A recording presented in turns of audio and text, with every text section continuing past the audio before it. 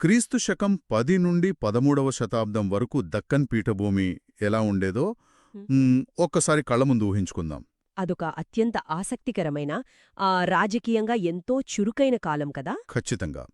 ఈరోజు మనం మన ముందున్న చారిత్రక పత్రాలు, శాసనాలు, అలాగే వాస్తు చిత్రాల ఆధారంగా ఒక అద్భుతమైన సామ్రాజ్య ప్రయాణం గురించి లోతైన విశ్లేషణ చేయబోతున్నాం. అవును. ఆ కాలంలో భారత ద్వీపకల్పం ఎలా ఉండేదంటే, తెలుగు ప్రాంతాన్ని కాకతీయులు, కన్నడ ప్రాంతాన్ని హొయసలులు, మరాఠా ప్రాంతాన్ని యాదవులు, అలాగే తమిళ ప్రాంతాన్ని పాండ్యులు పరిపాలిస్తూ ఉండేవారు. అయితే హ్మ్. వీటన్నింటిలో కాకతీయుల కథ చాలా ప్రత్యేకం. ఇది కేవలం ఒక రాజవంశం కథ మాత్రమే కాదు. నిజమే. అసలు ఏమాత్రం గుర్తింపు లేని ఒక చిన్న స్థాయి నుండి అత్యున్నత శిఖరాలకు ఎదిగిన ఒక అద్భుతమైన ప్రయాణమిది. ఇక్కడ ఆకట్టుకునే విషయమేంటంటే, ఈ ప్రయాణం రాత్రికి రాత్రే జరిగిపోలేదు. ఈ వనరులను నిశితంగా పరిశీలిస్తే ఒక విషయం స్పష్టమవుతోంది. అవును, కాకతీయులు మొదట్లోనే సార్వభౌమాధికారమున్న రాజులు కారు. రాష్ట్రకూటులు అలాగే కళ్యాణి చాళుక్యుల దర్బార్లో వీరు కేవలం సైనికాధికారులుగా, సామంతులుగా తమ కెరియర్ మొదలుపెట్టారు. తమ స్వంత పరాక్రమం, వ్యూహరచన, అకుంఠిత దీక్షతో వారు ఒక మహా సామ్రాజ్యాన్ని ఎలా నిర్మించారో అర్థం చేసుకోవడం నిజంగా ఒక రోలర్ కోస్టర్ రైడ్ లాంటిది. అసలు వాస్తుశిల్పం, శాసనాలు, నాణేలు మరియు సైనిక వ్యూహాలను కలిపి చూస్తే కాని ఈ సామ్రాజ్యపు అసలు స్వరూపం మనకర్థం కాదు. అయితే ఈ కథను పునర్నిర్మించడానికి మనకున్న ఆధారాల గురించి ముందుగా మాట్లాడుకోవాలి. ఎందుకంటే చరిత్ర గాల్లోంచి పుట్టదు కదా. ఖచ్చితంగా. మన వనరుల్లో ప్రధానంగా రెండు రకాల ఆధారాలు కనిపిస్తున్నాయి: పురావస్తు ఆధారాలు మరియు సాహిత్య ఆధారాలు.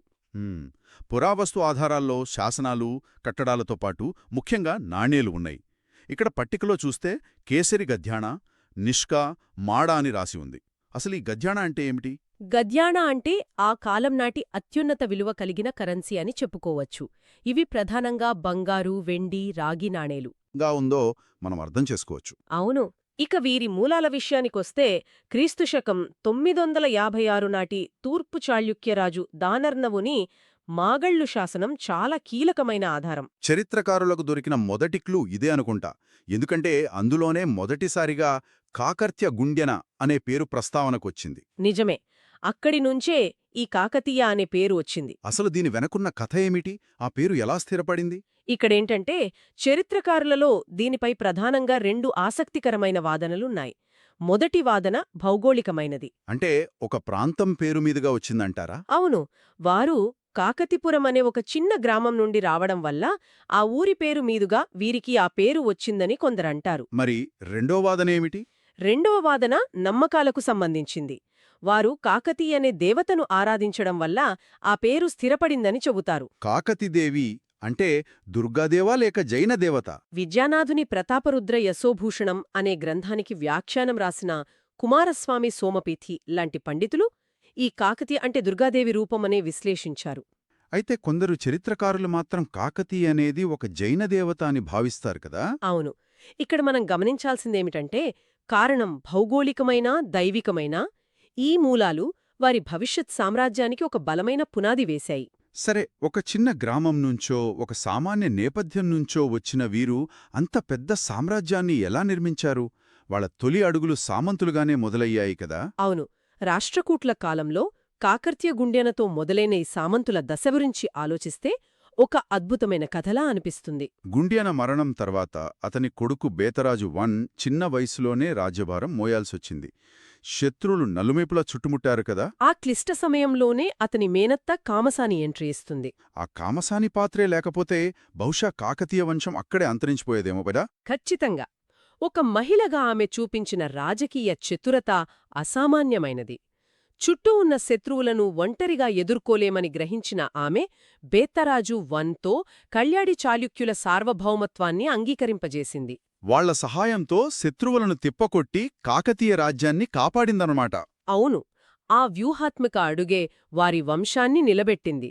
ఆ తర్వాత కాలంలో బేతరాజు ప్రోలరాజు బేతరాజు మరియు ప్రోలరాజు వరకు ఈ సామంతుల దశ కొనసాగింది. వీరందరిలో ప్రోలరాజు గురించి ప్రత్యేకంగా చెప్పుకోవాలి. క్రీస్తు శకం 1115 నుండి 1157 వరకు పాలించిన ఇతను సామంతులలోనే అత్యంత బలవంతుడు అని మన ఆధారాలు చెబుతున్నాయి. అవును. ప్రోలరాజు II పాలనాకాలం ఒక టర్నింగ్ పాయింట్. అతను కళ్యాణి చాళుక్యులకు అత్యంత విధేయుడైన సామంతుడుగా ఉంటూనే తన సొంత పునాదులను బలోపేతం చేసుకున్నాడు. తన సరిహద్దుల్లో ఉన్న చిన్న చిన్న శత్రువులను జయించడమే కాకుండా రాజ్యంలో అంతర్గత కలహాలు సృష్టించిన స్వయంగా తన సోదరుణ్ణి కూడా ఓడించి రాజ్యాన్ని సుస్థిరం చేశాడు. అంతేకాదు, సార్వభౌములైన చాళుక్యులకు వచ్చిన ప్రతి యుద్ధంలోనూ ముందుండి పోరాడాడు. దీనివల్ల అతనికి సైనిక అనుభవంతో పాటు ఇతర రాజుల బలహీనతలు కూడా తెలిసాయి. అంటే సార్వభౌముడి దగ్గర పనిచేస్తూనే భవిష్యత్తు కోసం గ్రౌండ్ వర్క్ చేసుకున్నాడనమాట. ఇక్కడే అసలు ఆసక్తికరమైన విషయం దాగి ఉంది. ఎప్పుడైతే కాకతీయుల సైనిక బలం పెరిగిందో, అటు కళ్యాణి చాళుక్యుల బలం క్షీణించడం మొదలైందో, అప్పుడే స్వాతంత్ర ప్రకటనకు బీజాలు పడ్డాయి. క్రీస్తు శకం 1158లో అధికారంలోకి వచ్చిన రుద్రదేవుడు సరైన సమయం చూసి 1163లో తనను తాను స్వతంత్రుడిగా ప్రకటించుకున్నాడు కదా. అవును, ఇది దక్కన్ చరిత్రలో ఒక మాస్టర్ స్ట్రోక్. ఆ మాస్టర్ స్ట్రోక్కి సాక్ష్యమే నేటికీ అనుమకొండలో నిలిచి ఉన్న 1000 స్తంభాల గుడి శాసనం. క్రీస్తు శకం 1153లో వేయించిన ఈ శాసనం కేవలం ఒక ప్రకటన కాదు, అదొక విజయగర్వం. ఖచ్చితంగా. రుద్రదేవుడు ఎంతమంది రాజులను, ముఖ్యంగా దొమ్మరాజు, మైలిగదేవ, చోడోదయలాంటి వాలిని ఎలా ఓడించి తెలంగాణ ప్రాంతంలో కాకతీయుల ఆధిపత్యాన్ని స్థాపించాడో ఆ శాసనం కళ్లకు కట్టినట్లు చెబుతుంది. అంతకుముందు సామంతులుగా ఉన్నవారు ఇప్పుడు తమను తాము సార్వభౌములుగా లోకానికి చాటి చెప్పారు. పరిపాలనా సౌలభ్యం కోసం హనుమకొండ నుండి ఓరుగల్లుకు, అంటే నేటి వరంగల్కు రాజధానిని మార్చే భారీ ప్రణాళిక కూడా రుద్రదేవుని ఆలోచనల నుండే పుట్టింది. రుద్రదేవుడు సామ్రాజ్యానికి పునాదులు వేసినా అతని ముగింపు మాత్రం విషాదాంతం. ఆ తర్వాత జరిగిన పరిణామాలు చాలా భావోద్వేగభరితంగా ఉంటాయి. అవును, రుద్రదేవుని తర్వాత అతని తమ్ముడు మహాదేవుడు రాజ్యానికొచ్చాడు. యాదవులతో జరిగిన యుద్ధంలో మహాదేవుడు ప్రాణాలు కోల్పోవడం కాకతీయ చరిత్రలోనే చీకటి ఘట్టం. అంతకంటే విషాదమేంటంటే అతని కుమారుడైన యువరాజు గణపతిదేవులు శత్రువులకు బందీ కావడం. యాదవరాజు జైతుగు చేతిలో బందీగా ఉన్న గణపతిదేవుడి పరిస్థితేంటో అని రాజ్యమంతా భయపడి ఉంటుంది. కాని ఆ భయమే ఒక సువర్ణయుగానికి నాంది పలికింది కదా. యాదవరాజు జైతూగి వ్యవహరించిన తీరును మనం ఒక పొలిటికల్ థ్రిల్లర్లాగా చూడాలి. అవును, తన పక్కలో బల్యంలా ఉన్న శత్రువు కొడుకు తన చేతిలో బందీగా ఉన్నాడు. చంపేయడం చాలా సులభం. కాని జైతూగి గణపతిదేవుణ్ణి ఎందుకు విడిచిపెట్టాడు? ఇక్కడే అసలు రాజకీయముంది. దక్షిణాన ఉన్న హొయసలరాజు బల్లాలుటూ విపరీతంగా బలపడుతున్నాడు. యాదవులకు హొయసరులకు అస్సలు పడేది కాదు. ఈ హొయసలను అడ్డుకోవాలంటే యాదవులకు వారికి మధ్యలో ఉన్న కాకతీయ రాజ్యం ఒక బఫర్ స్టేట్లాగా బలంగా ఉండాలి. పైగా ఆ రాజ్యం తనకు అనుకూలంగా ఉండాలి. ఈ ఆలోచనతోనే జైతూగి గణపతిదేవుణ్ణి విడిచిపెట్టడమే కాకుండా తన కూతురు సోమలాదేవిని ఇచ్చి వివాహం చేసి తిరిగి సింహాసనంపై కూర్చోబెట్టాడు. ఇది మామూలు రాజకీయ చదరంగం కాదు. అలా విడుదలైన గణపతిదేవుడు తిరిగి వెళ్లి కాకతీయ సింహాసనాన్ని అధిష్ఠించి క్రీస్తు శకం 1199 నుండి 1262 వరకు పాలించాడు. అంటే ఏకంగా 63 సంవత్సరాలు సుదీర్ఘంగా అప్రతిహతంగా పరిపాలించాడు. 63 ఏళ్ల పాలన అంటే మాటలు కాదు. ఇది నిజంగా కాకతీయుల సువర్ణయుగం. అతను తెలుగు మాట్లాడే ప్రాంతాలన్నింటినీ దాదాపుగా ఒకే గొడుగు కిందకు తెచ్చాడు. నెల్లూరు, కళింగ మరియు దక్షిణ ప్రాంతాలపై దండయాత్రలు చేసి రాజ్యాన్ని అనూహ్యంగా విస్తరించాడు. ముఖ్యంగా అతను ఆర్థిక వ్యవస్థను ఎంతగానో ప్రోత్సహించాడు. మన వనరుల్లోని పట్టికను గమనిస్తే క్రీస్తు శకం 1244 నాటి మోటుపల్లి శాసనం కనిపిస్తోంది. అసలీ మోటుపల్లి శాసనం గురించి ఎంత చెప్పినా తక్కువే. అవును, నేటి కాలపు స్పెషల్ ఎకనామిక్ జోన్స్ గురించి మనం గొప్పగా మాట్లాడుకుంటాం. కాని ఆనాడే గణపతిదేవుడు మోటుపల్లి ఓడరేవులో అలాంటి ఒక వ్యవస్థను సృష్టించాడు. అప్పట్లో సముద్రం మీదుగా వచ్చే విదేశీ వర్తకులను స్థానిక రాజులు, సముద్రపు దొంగలు దోచుకునేవారు. కాని గణపతిదేవుడు ఈ శాసనం ద్వారా విదేశీ వర్తకులకు పన్ను మినహాయింపులు, కట్టుదిట్టమైన రక్షణ కల్పించాడు. వారిని సాదరంగా ఆహ్వానించాడు. దీనివల్ల కాకతీయ రాజ్యానికి అపారమైన సంపద వచ్చి చేరింది. ఆ సంపద, ఆ బలమైన పునాది మీద నుంచే రుద్రమదేవి కథ మొదలవుతోంది. క్రీస్తు శకం 1262 నుండి 1289 వరకు పాలించిన ఈ మహాసామ్రాజ్ఞి కథ అత్యంత స్ఫూర్తిదాయకం. తండ్రి గణపతిదేవుని దగ్గరే పాలనా మెలకువలు నేర్చుకున్న ఆమె సింహాసనం ఎక్కగానే ఎన్నో సవాళ్లను ఎదుర్కోవాల్సి వచ్చింది. ఒక మహిళా పాలకురాలిగా ఉండటాన్ని ఆమె సొంత దాయాదులు, సామంతులు జీర్ణించుకోలేకపోయారు కదా. వాళ్లు చేసిన తిరుగుబాట్లను ఆమె చాలా కఠినంగా అణిచివేసింది. అదే సమయంలో పొరుగున ఉన్న యాదవులు, పాండ్యులు రాజ్యాన్ని ఆక్రమించాలని చూస్తే వారిని కూడా సమర్థవంతంగా తిప్పికొట్టింది. ఆమె పాలనా సామర్థ్యానికి ప్రపంచస్థాయి గుర్తింపు లభించింది అనడానికి మార్కోపోలో రాతలే నిదర్శనం. అవును, ఇటాలియన్ యాత్రికుడు మార్కోపోలో మోటుపల్లి ఓడరేవును సందర్శించినప్పుడు రుద్రమదేవి పరిపాలనను, రాజ్యంలోని శాంతి భద్రతలను, ఆనాటి వాణిజ్య వైభవాన్ని తన పుస్తకాలలో ఎంతో అద్భుతంగా ప్రశంసించాడు. కాని ఇంతటి పరాక్రమశాలి అయిన రుద్రమదేవి చివరి రోజులు ఎంతో విషాదంగా ముగిశాయి. తాను ఎంతో నమ్మి ఉన్నత పదవులు ఇచ్చిన తన ఆస్థాన సామంతుడు కాయస్థ అంబదేవుడు చేసిన తిరుగుబాటు ఆమె ప్రాణాలను బలిగొంది. దశాబ్దాలపాటు రుద్రమదేవి మరణం ఎలా జరిగిందనేది చరిత్రకారులకు ఒక మిస్టీరీగానే ఉండేది కదా. క్రీస్తు శకం 1289 నాటి చందుపట్ల శాసనం ఆ మిస్టరీని ఛేదించింది. మల్లికార్జునరాయలు అనే సైన్యాధికారికి ఒక సేవకుడుండేవాడు. అతని పేరు పువ్వుల ముమ్మడి.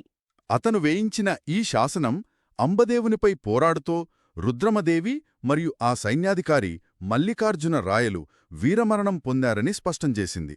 ఎంతో ఉన్నతమైన పాలకురాలికి అదొక బాధాకరమైన ముగింపు. ఆమె మరణానంతరం ఆమె మనవడు ప్రతాపరుద్రుడు సింహాసనం అధిష్ఠించాడు. క్రీస్తు శకం 1290 నుండి 1323 వరకు సాగిన ఇతని పాలనాకాలంలో రాజ్యంలో ఎన్నో సైనిక సంస్కరణలు జరిగాయి. ముఖ్యంగా అంతర్గత శత్రువులు, బయటి ముప్పుల నుండి రాజ్యాన్ని రక్షించడానికి అతను సైన్యాన్ని పూర్తిగా ప్రక్షాళన చేశాడు.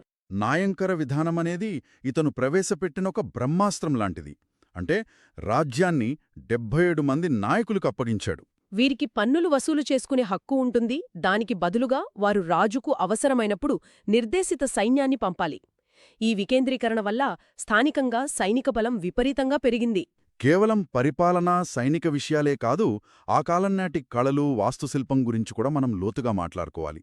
వనరుల్లో ఇచ్చిన చిత్రాలను స్పష్టంగా పరిశీలిద్దాం. శత్రువులకు ఏమాత్రం లొంగని విధంగా నిర్మించిన ఓరుగల్లు కోట డిజైన్ ఎంత అద్భుతంగా ఉందో గమనించారా? ముందు మట్టికోట, ఆ తర్వాత రాతికోట, చుట్టూ కందకం. ఇక ఏకశిలతో చెక్కిన కాకతీయ కళాతోరణాలు చూస్తే వారి వాస్తు నైపుణ్యం ఎంత ఉన్నతంగా ఉండేదో తెలుస్తుంది. అనుమకొండ వెల్లి స్తంభాల గుడి, పాలంపేటలోని రామప్ప గుడిలోని శిల్పకళ గురించి ఎంత చెప్పినా తక్కువే. నల్లరాతిపై ఆ శిల్పాలను ఎంత సున్నితంగా చెక్కారంటే ఆ శిల్పాల వస్త్రధారణ, ఆభరణాల డిజైన్లు అచ్చం నిజమైన మనుషులు నిలబడ్డారేమో అన్నంత జీవం ఉట్టిపడేలా ఉంటాయి. ఆ కాలపు సాహిత్యానికి చాలా దగ్గరి సంబంధం ఉంది కదా. వనరుల్లోని సాహిత్య పట్టికను గమనిస్తే జాయప సేనాని సంస్కృతంలో రచించిన నృత్తరత్నావళి అనే గ్రంథం కనిపిస్తుంది. ఇది నృత్యకళకు సంబంధించిన పుస్తకం. ఆసక్తికరమైన విషయమేమిటంటే ఈ పుస్తకంలో వివరించిన నాట్య భంగిమలనే రామప్ప గుడిలోని శిల్పాలుగా చెక్కారు. అంటే సాహిత్యం మరియు వాస్తుశిల్పం ఒకదానికొకటి ఎలా ప్రేరణనిచ్చాయో ఇది ఒక అద్భుతమైన ఉదాహరణ. అలాగే విద్యానాథుడు రాసిన ప్రతాపరుద్ర యశోభూషణం నాటి పాలన మరియు సైనిక వ్యవస్థను వివరిస్తే, బద్దెన రచించిన నీతిసార ముక్తావళి ఆ కానపు రాజకీయ నైతికతను చర్చిస్తుంది. శాసనాల విషయానికొస్తే వీరు వ్యవసాయానికి ఎంత ప్రాధాన్యత ఇచ్చారో తెలుస్తుంది. మైలాంబ వేయించిన బయ్యారం శాసనం వారు తవ్వించిన చెరువుల గురించిన సమాచారాన్ని ఇస్తుంది. రామప్ప, పాకాల, లక్నవరం లాంటి భారీ గొలుసుకట్టు చెరువుల నిర్మాణం వల్ల వ్యవసాయం పండుగలా మారింది. నేటి తెలంగాణ ప్రభుత్వం అమలు చేస్తున్న మిషన్ కాకతీయ పథకానికి మూలబీజాలు ఆ కాలంలోనే పడ్డాయన్నమాట. అలాగే గణపతిదేవుని మల్కాపురం శాసనం అప్పటి విద్యా మండపాలు, ఆస్పత్రుల గురించి వివరిస్తుంది. ఇదంతా చూస్తుంటే ఒక ఉజ్వలమైన, సంపూర్ణమైన నాగరికత కనిపిస్తోంది. కాని ప్రతి ఉదయాన్నే ఒక అస్తమయమున్నట్లు ఇంతటి ఉజ్వలమైన కాకతీయ సామ్రాజ్యానికి పతనం కూడా అంతే భయంకరంగా మొదలైంది. ఇది చరిత్రలో అత్యంత ఉత్కంఠభరితమైన, అదే సమయంలో గుండెను పిండేసే అధ్యాయం. అపారమైన సంపద ఉన్న ఓరుగల్లుపై ఉత్తర భారతదేశాన్ని పాలిస్తున్న ఢిల్లీ సుల్తానుల కన్నుపడింది. 1303లో అల్లావుద్దీన్ ఖిల్జీ తన భారీ సైన్యాన్ని ఓరుగల్లుపై దాడికి పంపాడు. కాని ఇక్కడ కాకతీయులు చూపించిన వీరత్వం అంతా ఇంతా కాదు. ఉప్పరపల్లి వద్ద జరిగిన భీకర యుద్ధంలో కాకతీయ సైన్యాధికారులు పోతుగంటి మైలి మరియు రేచర్ల వెన్న అత్యంత సాహసంతో ఢిల్లీ సైన్యాన్ని మట్టికర్పించారు. సుల్తానుల సైన్యం ప్రాణాలు అరచేతిలో పెట్టుకుని పారిపోయింది. కాని ఆ విజయం తాత్కాలికమే అయింది. ఒకసారి రుచి మరిగిన సుల్తానులు ఊరుకుంటారా? 1309లో మాలిక్ కఫూర్ నాయకత్వంలో ఢిల్లీ సైన్యం మరింత బలంగా తిరిగి వచ్చింది. ఈసారి వారు ఓరుగల్లును పూర్తిగా చుట్టుముట్టారు. నెలల తరబడి ముట్టడి కొనసాగింది. బయట ఉన్న మట్టికోటను ఛేదించి లోపల ఉన్న రాతికోటను కూడా ధ్వంసం చేయడం మొదలుపెట్టారు. కోట లోపల నిత్యావసరాలు అయిపోయాయి. ఆ క్లిష్ట పరిస్థితుల్లో ప్రజలను, కోటను కాపాడుకోవడానికి ప్రతాపరుద్రుడు తప్పనిసరి పరిస్థితుల్లో సంధి చేసుకోవాల్సి వచ్చింది. అపారమైన బంగారం, ఏనుగులు, గుర్రాలను పంపాల్సి వచ్చింది. ఆ విధంగా రాజ్యంలో ఆర్థిక మూలాలు దెబ్బతిన్నాయి. ఆ తర్వాత కూడా దాడులాగలేదు కదా. చివరికి 1323లో గియాసుద్దీన్ తుగ్లక్ కుమారుడైన జునాఖాన్ ఓరుగల్లుపై అంతిమ దాడి చేశాడు. ఇక్కడ జరిగిన ఒక సంఘటన చరిత్ర గతిని మార్చేసింది. ముట్టడి జరుగుతున్న సమయంలో ఉబైద్ అనే కవి ఢిల్లీ సైన్యంలో ఒక వదంతిని వ్యాప్తి చేశాడు. ఢిల్లీలో సుల్తాన్ గియాసుద్దీన్ తుగ్లక్ చనిపోయాడని అబద్ధపు వార్తను సృష్టించాడు. ఫేక్ న్యూస్ అనేది ఈనాటిది కాదు, అప్పట్లోనే సామ్రాజ్యాలను కూల్చేసింది. ఈ వార్తతో గందరగోళానికి గురైన ఢిల్లీ సైన్యం వెనుదిరిగింది. ప్రతాపరుద్రుడు ఇక ముప్పు తొలగిపోయిందని ఊపిరి పీల్చుకున్నాడు. కానీ 5 నెలల తర్వాత జునాఖాన్ మరింత పెద్ద సైన్యంతో కసితో తిరిగి వచ్చాడు. ఇక్కడే కాకతీయ సామ్రాజ్య పతనానికి అసలు కారణం బయటపడింది. ఆ ఆఖరి ముట్టడి సమయానికి కాకతీయ కోటలో శత్రువుల కంటే అంతర్గత కలహాలే ఎక్కువగా మారాయి. ప్రతాపరుద్రుడు ఏర్పాటు చేసిన నాయంకర విధానంలోని నాయకులు తమలో తాము కొట్టుకోవడం మొదలుపెట్టారు. ముఖ్యంగా వెలమలు మరియు రెడ్ల మధ్య అసూయ, కులవిభేదాలు తారాస్థాయికి చేరాయి. శత్రువు కోట తలుపులు బద్దలు కొడుతుంటే కొంతమంది కాకతీయ సైన్యాధికారులు యుద్ధం మధ్యలో నుండే తమ స్వార్థం కోసం వెనుతిరిగి వెళ్ళిపోయారు. ఎంత బలమైన కోట ఉన్నా, ఎంత పటిష్టమైన సైన్యమున్నా, అంతర్గత అనైక్యత అనే క్యాన్సర్ వార్ని తినేసింది. పతనానికి విదేశీ దాడుల కంటే ఈ అంతర్గత అనైక్యతే ప్రధాన కారణమైంది. కోట గోడలు బద్దలయ్యాయి. ప్రతాపరుద్రుణ్ణి బందీగా పట్టుకుని ఢిల్లీకి తరలిస్తుండగా ఆ అవమానాన్ని భరించలేక అతను నర్మదా నదిలో దూకి ఆత్మహత్య చేసుకున్నాడు. ఎంతో వైభవంగా వెలుగొందిన ఓరుగల్లు పేరు కాస్త ఆ దండయాత్ర తర్వాత సుల్తాన్పూర్గా మారిపోయింది.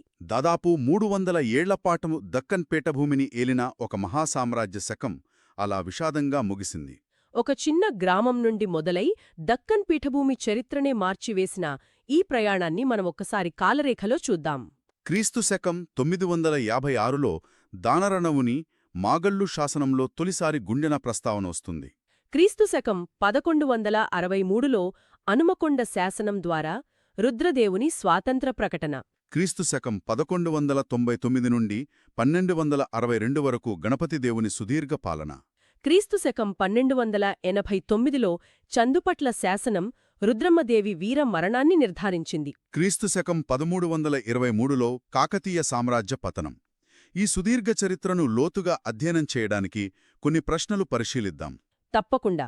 దక్కన్ రాజకీయాల్లో కాకతీయులు, హొయ్సలలు, యాదవుల మధ్య శత్రుత్వం ఎలాంటి పరిణామాలకు దారితీసింది?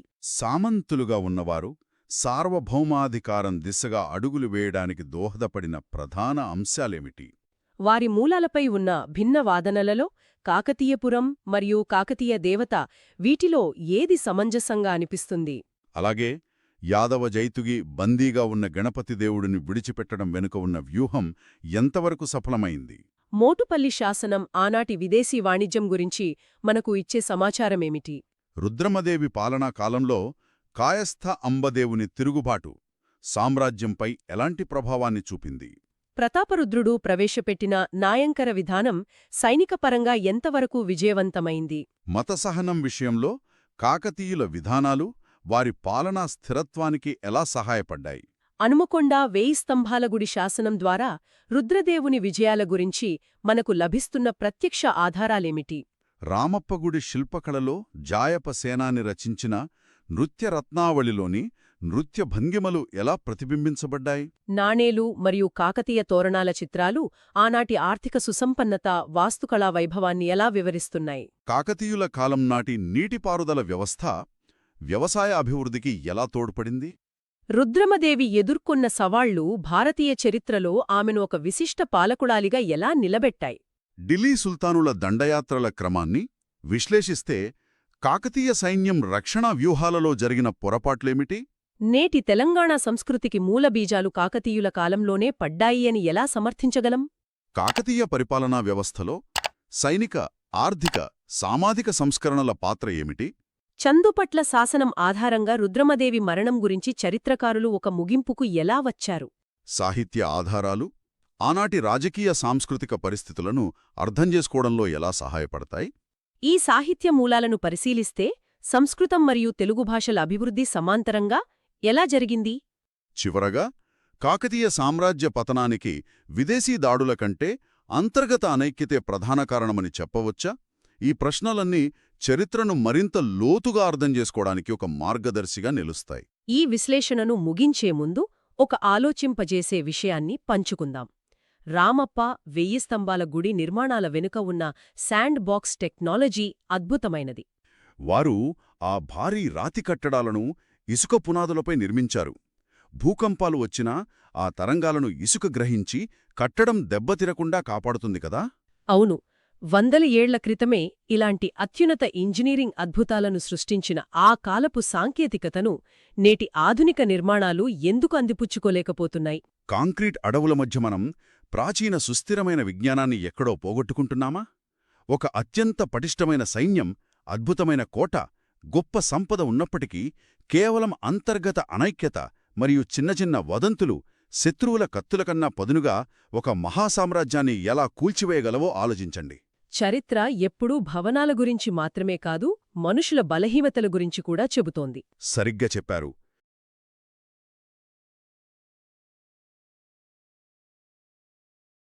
క్రీస్తు శకం 1163 నుండి 1323 వరకు దక్కన్ పీఠభూమిని పాలించిన కాకతీయుల పరిపాలనా విధానాన్ని డీకోడ్ చేద్దాం.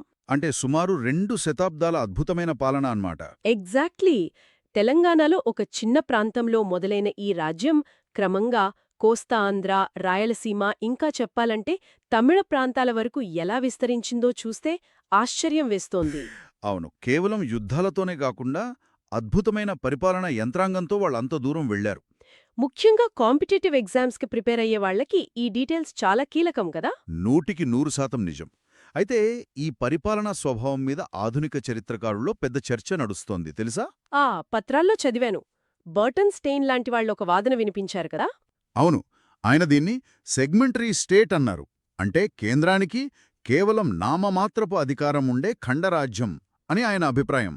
కానీ రోమిలా థాపర్ గారు దీనికి పూర్తి భిన్నంగా మాట్లాడారు. కరెక్ట్. ఆమె దీన్ని మౌర్యుల కాలం నాటి మెట్రోపాలిటన్ స్టేట్ అంటే కేంద్రీకృత రాజ్యంతో పోల్చారు. అంటే అంతా వరంగల్ నుండే కంట్రోల్ అవుతుందని ఆమె వాదన. కానీ మన స్థానిక చరిత్రకారులు సివి రామచంద్రరావు గారు, అలాగే పరబ్రహ్మశాస్త్రి గారు మాత్రం ఈ రెండింటినీ తోసిపుచ్చారు. వాళ్లు చెప్పిందే ఈ పత్రాల్లో ఉన్న అసలైన పాయింట్. వాళ్లు దీన్ని స్వదేశీ వికేంద్రీకృత రాచరికం అన్నారు. అంటే డీసెంట్రలైజ్డ్ మొనార్కీ అన్నమాట. ఎగ్జాక్ట్లీ. రాజు దగ్గర అధికారం ఉంటుంది, కానీ దాని కింది స్థాయి వరకు దశలవారీగా పంచుకుంటూ వెళ్లారు. ఒక రకమైన మిలిటరీ మరియు ఫ్యూడల్ మోడల్ ఇది. ఇది వినడానికి చాలా లాజికల్గా అనిపిస్తోంది. పైగా వాళ్ల వారసత్వ చట్టం చూస్తే కూడా చాలా భిన్నంగా ఉంది. అవును, సాధారణంగా అప్పట్లో లా ఆఫ్ ప్రైమోజెనిచర్ ఉండేది కదా. అంటే రాజు చనిపోతే పెద్ద కొడుకుకే ఆటోమేటిక్గా రాజ్యం వస్తుంది. కానీ గణపతి దేవుడికి కొడుకులు లేరు కదా. అందుకే రాణి రుద్రమదేవికి చిన్నప్పట్నుండే ట్రైనింగ్ ఇచ్చి మరీ వారసురాలిగా ప్రకటించారు. ఇది వాళ్ల మెరిటోక్రసీకి అద్దం పడుతుంది. లింగభేదం కంటే ప్రతిభకే వాళ్లు పెద్దపీట వేశారు. ఒక రకంగా చెప్పాలంటే ఆ కాలం నాటి సామాజిక పరిస్థితుల్ని బట్టి చూస్తే ఇది ఊహించని సంచలనం కదా. ఖచ్చితంగా. ఆవిడ కూడా రాజ్యాన్ని దశాబ్దాలపాటు ఎంతో సుస్థిరంగా పాలించారు. అయితే రాజుల అధికారాల విషయంలో ఈ రెండు పత్రాల్లో ఒక చిన్న వైరుధ్యం కనిపిస్తుంది, గమనించారా? అవును, మీరు బిరుదుల గురించి అడుగుతున్నారు కదా. కరెక్ట్. మొదటి పత్రంలో రాజులు మహారాజాధిరాజాలాంటి పెద్ద బిరుదులు వాడలేదనుంది. కేవలం సామంతులు వాడే సమధిగత పంచమహాశబ్దాలాంటివే వాడారట. కాని రెండో పత్రంలోకొచ్చేసరికి మహారాజాధిరాజాలాంటి టైటిల్స్ వాడినట్లు స్పష్టంగా ప్రస్తావించారు. మరి ఈ రెండు కాంట్రడిక్టింగ్ పాయింట్స్ని ఎలా అర్థం చేసుకోవాలి? ఏంటంటే రాజులు సర్వాధికారులే. అత్యున్నత కార్యనిర్వాహక అధికారి, తుది తీర్పునిచ్చే న్యాయమూర్తి అన్నీ వాళ్లే. కాని సామంతుల ఇంటర్నల్ వ్యవహారాల్లో వాళ్ళ అస్సలు జోక్యం చేసుకోలేదు. ఓహో, అంటే ట్యాక్స్ వసూలు చేసుకోవడం, గొడవలు సాల్వ్ చేసుకోవడం లాంటివి సామంతులకే వదిలేశారా? అవును, కేవలం మిలిటరీ విషయాల్లోనే రాజు కంట్రోల్ ఉండేది. దీన్నే పరోక్ష నియంత్రణ అంటారు. బయటికి చక్రవర్తులా ఉన్నా లోపల స్థానిక స్వయం ప్రతిపత్తిని గౌరవించారు. ఈ రెండు పత్రాలను పోల్చి చూస్తే నాకింకో విషయం అర్థమైంది. మొదటి ఫైల్ కేవలం స్ట్రక్చర్ మీద ఫోకస్ చేస్తే రెండవ ఫైల్ ఆ పొలిటికల్ థియరీని ఇంకా డీప్గా అనలైజ్ చేసింది కదా. కరెక్ట్. ఆ vertical and horizontal integration of authority గురించి రెండవ పత్రంలోనే చాలా డీటెయిల్డ్గా ఉంది. భలే బ్యాలెన్స్ చేశారు. మరి కేంద్ర స్థాయిలో ఈ అడ్మినిస్ట్రేషన్ అంతా ఎలా నడిచేది? రాజుగారికి సపోర్ట్గా ఒక భారీ కౌన్సిల్ ఆఫ్ మినిస్టర్స్ ఉండేది. పన్నులు, బాధ్యతల ఆధారంగా పదవుల విభజన జరిగింది. ప్రధాని, అమాత్యమంత్రి, సేనాధిపతి ఇలాగే కదా. ఆమో. ఆ తర్వాత రుద్రమదేవి, ప్రతాపరుద్రుడి కాలం నాటికి సామ్రాజ్యం ఇంకా పెరగడంతో మహాప్రధాని అనే కొత్త పోస్టు కూడా క్రియేట్ చేశారు. సామంతులను కూడా ఈ కౌన్సిల్లో భాగం చేశారు. ఇంకో ఇంట్రెస్టింగ్ విషయమేంటంటే మొత్తం రాజ్యయంత్రాంగాన్ని ఏకంగా 72 విభాగాలుగా డివైడ్ చేశారు కదా. అవును, వాటినే 72 నియోగాలు అంటారు. ఒక్కో డిపార్ట్మెంట్కి ఒక్కో స్పెషలైజేషన్ అన్నమాట. ఈ 72 మందిని కోఆర్డినేట్ చేయడానికి ఒకరుండాలి కదా. ఖచ్చితంగా. వాళ్ల పైన ఉండే అధికారినే బాహత్తర నియోగాధిపతి అంటారు. బాహత్తర అంటే 72 అనర్థం. గణపతి దేవుడి టైంలో కాయస్థ గంగయ్య సాహిని లాంటి వాళ్ళు ఈ పోస్ట్లో ఉండేవారు కదా. రుద్రమదేవి కాలంలో అయితే పొంకమల్లయ్య ప్రగడలాంటి హేమాహేమీలు పనిచేశారు. ఇదంతా మనకు శివదేవయ్య రాసిన పురుషార్థసారం అనే గ్రంథం ద్వారా తెలుస్తోంది. సూపర్. మరి రాజధానిలో ఇంత పక్కాగా ఉన్న వ్యవస్థ 100 మైళ్ల దూరంలో ఉన్న గ్రామాలకు ఎలా చేరేది? అక్కడే వాళ్ల అడ్మినిస్ట్రేటివ్ లేయరింగ్ పనికొచ్చింది. వాళ్లు రాజ్యాన్ని ఒక క్రమపద్ధతిలో విభజించారు. ముందుగా మొత్తం రాజ్యాన్ని మండలాలు లేదా రాష్ట్రాలుగా మార్చారు. ఆ తర్వాత నాడు, స్థలసీమ, భూమి, లాస్ట్కి అతి చిన్న యూనిట్ అయిన గ్రామం. కరెక్టేనా? అవును. ఒకదానిలో ఒకటి ఇమిడి ఉండే రష్యన్ డాల్స్ లాగా అద్భుతమైన హైరార్కీ ఇది. పత్రాల్లో క్రీస్తుశకం 1313 నాటి శ్రీశైలం శాసనం గురించి చదివాను. రెండవ ప్రతాపరుద్రుడు వేయించిన శాసనమది. అందులో ఈ నాడుల పేర్లు చాలా స్పష్టంగా కనిపిస్తాయి. కమ్మనాడు, సబ్బినాడు, పాకనాడు, ములికినాడు ఇలాగా. ఒక స్థలం అంటే సుమారు 20 గ్రామాల సమూహం అని కూడా ఈ పత్రాల్లోనే ఉంది కదా. కరెక్ట్. ప్రతి లెవెల్లో ఒక రాజప్రతినిధి ఉంటాడు. వాళ్లక్కూడా తగినంత స్వేచ్ఛ ఉండేది. అయితే ఒక సామాన్య రైతుకు ప్రభుత్వంతో సంబంధం ఉండేది గ్రామస్థాయిలోనే కదా. అక్కడ పాలన ఎవరు చూసుకునేవారు? దానికి కాకతీయులొక అద్భుతమైన సిస్టం తెచ్చారు. అదే అయగార్ల వ్యవస్థ. పత్రాల్లో 12 అయగార్లు అని రాశారు. 12 అంటే 12 కదా. 12 మంది విలేజ్ ఆఫీసర్స్ అన్నమాట. ఎగ్జాక్ట్లీ. వీళ్లు గ్రామానికి కావాల్సిన అన్ని సేవలు చూసుకునేవారు. భూమి లెక్కలు చూసుకునే కరణం గ్రామ పెద్దగా ఉండే రెడ్డి లేదా పెద్ద కాపు. రాత్రిపూట కాపలా ఉండే తలారి, పండుగలు చూసుకునే పురోహితుడు, ఇంకా కమ్మరి, వడ్రంగి, కంసాలి లాంటి చేతివృత్తుల వారు కూడా ఈ లిస్ట్లో ఉన్నారు. ఈ 12 మంది కలిసి గ్రామాన్ని దాదాపు ఒక స్వతంత్ర గణతంత్రంలాగా నడిపేవారు. మరి వీళ్లకి జీతాలెలా ఇచ్చేవారు? ప్రతి నెలా వరంగల్ నుండి డబ్బులొచ్చేవా? లేదు, అలా కేంద్రం మీద ఆధారపడేలా చేయలేదు. వీళ్ల సేవలకు ప్రతిఫలంగా పన్ను మినహాయింపున్న భూములిచ్చేవారు. వాటినే మాన్యాలు అంటారు. దీంతోపాటు పండిన ప్రతి పంటలో కొంత వాటా ఇచ్చే మేర వ్యవస్థ కూడా ఉండేది కదా. అవును.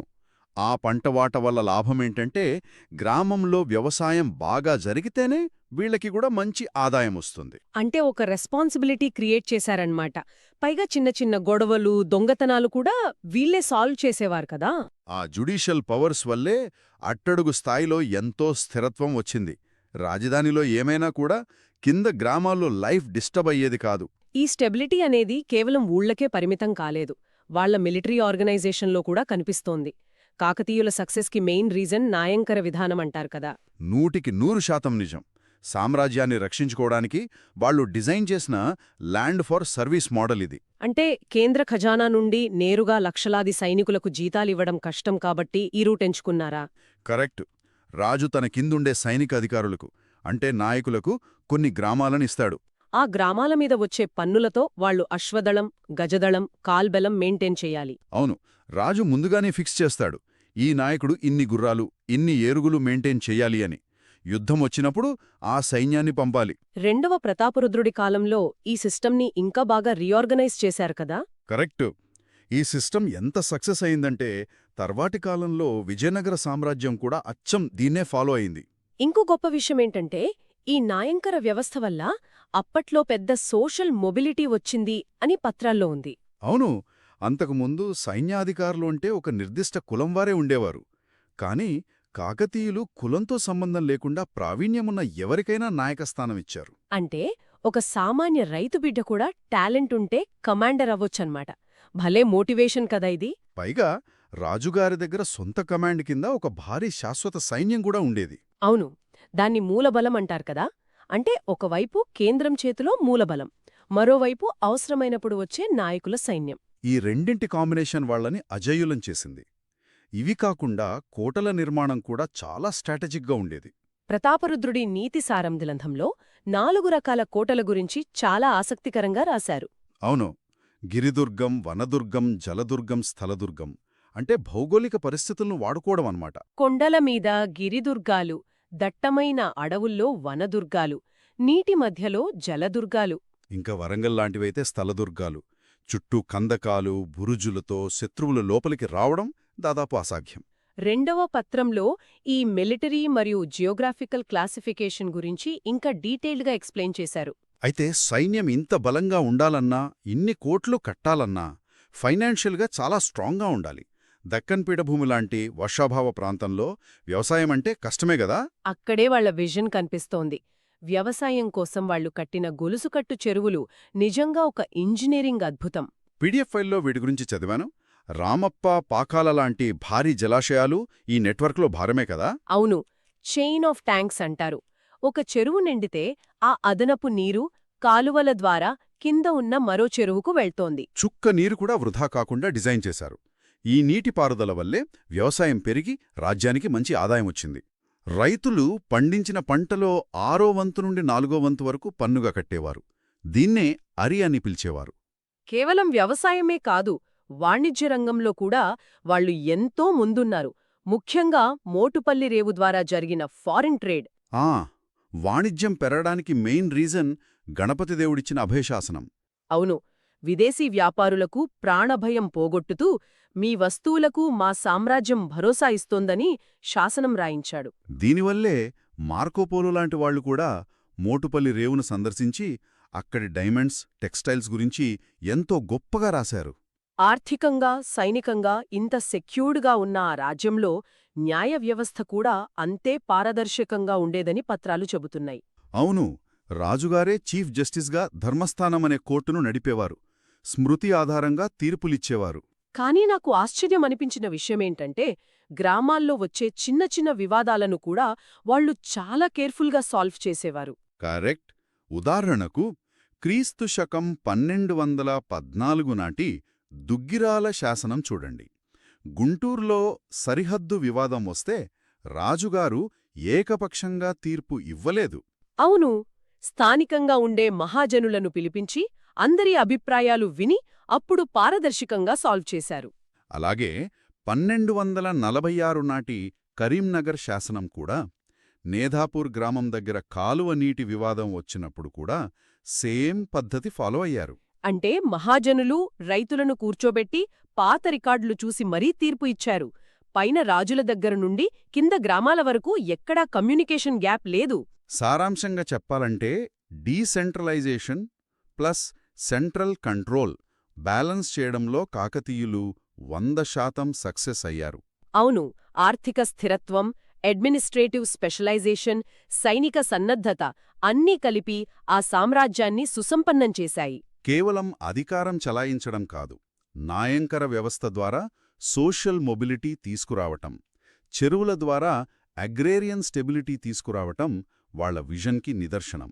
ఇదంతా విన్నాక నా మదిలో ఒక ఆసక్తికరమైన ప్రశ్న మెదులుతోంది. చెప్పండి, ఏంటది? వాళ్లు ఈ నాయంకర వ్యవస్థ ద్వారా సైనిక బలాన్ని లోకల్ లీడర్స్కి పంచి వికేంద్రీకరించారు కదా. అది రాజ్యం విస్తరించడానికి బాగా హెల్ప్ అయింది. అవును, అందులో డౌట్ లేదు. కాని తరువాతి కాలంలో ఢిల్లీ సుల్తానుల భారీ కేంద్రీకృత సైన్యం దండెత్తి వచ్చినప్పుడు ఒకేసారి ఈ సామంతులందరూ అర్థమైంది. వీళ్లందరూ వెంటనే ఏకతాటిపైకి రాలేకపోవడం వల్ల ఆ సైనిక శక్తి పూర్తిస్థాయిలో ఉపయోగపడలేదా అని అడుగుతున్నారు. ఎగ్జాక్ట్లీ. ఏ వికేంద్రీకరణ అయితే కాకతీయులను శిఖరాగ్రానికి చేర్చిందో అదే వికేంద్రీకరణ వాళ్ల పతనానికి కూడా పరోక్షంగా దారితీసిందా అనిపిస్తోంది. చాలా వ్యాలిడ్ అండ్ ప్రొవోకేటివ్ థాట్ ఇది. కాకతీయుల కాలం నాటి ఆర్థిక వ్యవస్థ. అవును. ఇది కేవలం రాజులు, రాజ్య విస్తరణ లేదా యుద్ధాల గురించి మాత్రమే కాదు. ఒక మధ్యయుగ సామ్రాజ్యం తమ ఆర్థిక పునాదులను ఎంత అద్భుతంగా, ఎంత పకడ్బందీగా నిర్మించిందో తెలుసుకునే ఒక ప్రయాణమని చెప్పొచ్చు. ఖచ్చితంగా. దీనికోసం మనం 2 ప్రధాన ఆధారాలు తీసుకున్నాం. ఒకటి, మన పాఠ్యపుస్తకాలలోని కాకతీయుల యుగం, పరిపాలన, అభివృద్ధి అనే చాప్టర్. రెండవది, కాకతీయుల ఆర్థిక వ్యవస్థకు సంబంధించిన ఒక ప్రత్యేక డాక్యుమెంట్. ఈ రెండింటిని పోల్చి చూస్తూ అప్పటి ఆర్థిక ముఖచిత్రాన్ని అర్థం చేసుకుందాం. ఈ 2 ఆధారాలను పక్కపక్కన పెట్టి చూస్తే ఆనాటి వ్యవస్థ ఎంత ఆర్గనైజ్డ్గా ఉండేదో చాలా స్పష్టంగా అర్థమవుతుంది. ముందుగా మనం చారిత్రక, భౌగోళిక నేపథ్యాన్ని గమనిస్తే దక్కన్ పీఠభూమిలో కాకతీయ సామ్రాజ్యం ప్రారంభమైన తొలి రోజుల్లో ఒక పెద్ద సవాలుండేది. అవును. ముఖ్యంగా తెలంగాణ ప్రాంతంలో భౌగోళికంగా చూసుకుంటే నీటి వనరులు చాలా తక్కువ కదా. ఎగ్జాక్ట్లీ. అప్పట్లో భూమి అంత సారవంతమైనది కూడా కాదు. కాని క్రమంగా గణపతిదేవుణ్ణి లాంటి రాజుల కాలంలో సారవంతమైన తీరాంధ్ర ప్రాంతం కూడా వాళ్ల ఆధిపత్యంలోకి వచ్చింది. అంటే ఒకవైపు వర్షాభావ దక్కన్ పీఠభూమి, మరోవైపు నీరు పుష్కలంగా ఉండే కోస్తా ప్రాంతం. ఆ 2 భిన్నమైన భౌగోళిక పరిస్థితులను వాళ్లు ఎలా బ్యాలెన్స్ చేశారన్నది నిజంగా చాలా ఇంట్రెస్టింగ్. సరే, దీనికి కాస్త విడమరి చూద్దాం. వ్యవసాయమనగానే మనం ముందుగా వాళ్ల భూముల వర్గీకరణ గురించి మాట్లాడుకోవాలి. రైట్. డాక్యుమెంటేషన్ ఆధారంగా చూస్తే వాళ్లు వ్యవసాయమే ఆర్థిక వ్యవస్థకు వెన్నెముక అని బలంగా నమ్మారు. అందుకే భూమిని ప్రధానంగా 2 రకాలుగా వర్గీకరించారు. మొదటిది మాగాణి, అంటే నీరు నిల్వ ఉండే తడిభూమి. రెండవది మెట్ట, అంటే పొడిభూమి. నేను రికార్డుల్లో ఇంకో పదం కూడా చూశాను, అచుకట్టు భూములు అని పదే పదే ప్రస్తావించారు. అంటే ఏంటి? అచుకట్టు భూములు అంటే ప్రభుత్వ పర్యవేక్షణలో ఒక క్రమబద్ధమైన నీటిపారుదల వ్యవస్థ కిందకు వచ్చే వ్యవసాయ భూములు. అంటే వీటి సాగు ఒక పక్కా ప్రణాళికా ప్రకారం జరుగుతుందన్నమాట. ఇకపోతే దశబంధమాన్యాలు అనేవి ఆనాటి ప్రభుత్వ మాస్టర్ స్ట్రోక్ అని చెప్పొచ్చు. దశబంధం మాన్యం అంటే కొత్తగా భూములను సాగులోకి తెచ్చే రైతుల కోసం ప్రవేశపెట్టిన పథకం కదా. అవునవును. అడవులను నరికి భూమిని చదును చేసి వ్యవసాయయోగ్యంగా మార్చితే, లేదా కొత్తగా చెరువు తవ్వితే ఆ భూమిపై భారీగా పన్ను మినహాయింపులిచ్చేవాళ్లు. ఒక రకంగా ఇది నేటికాలపు స్టార్టప్ ఇన్సెంటివ్ లాంటిదన్నమాట. ఖచ్చితంగా. దీనివల్ల రాజ్యం నలుమూలలా వ్యవసాయం శరవేగంగా విస్తరించింది. వరి, జొన్నలు లాంటి చిరుధాన్యాలు, నూనెగింజలు, పత్తి, చెరకు, అల్లం లాంటివి పండించారు. ఇంకో ఇంట్రెస్టింగ్ పంటేంటంటే నీలిమందు, బ్లూడై. వస్త్ర పరిశ్రమకు ఇది చాలా కీలకం. ఇంత వ్యవసాయం చేసినప్పుడు పన్నులు కూడా గట్టిగానే వసూలు చేసి ఉంటారు కదా. రైతులకు ఇబ్బందిగా ఉండేది కాదా? అక్కడే వాళ్ల తెలివితేటలు కనిపిస్తాయి.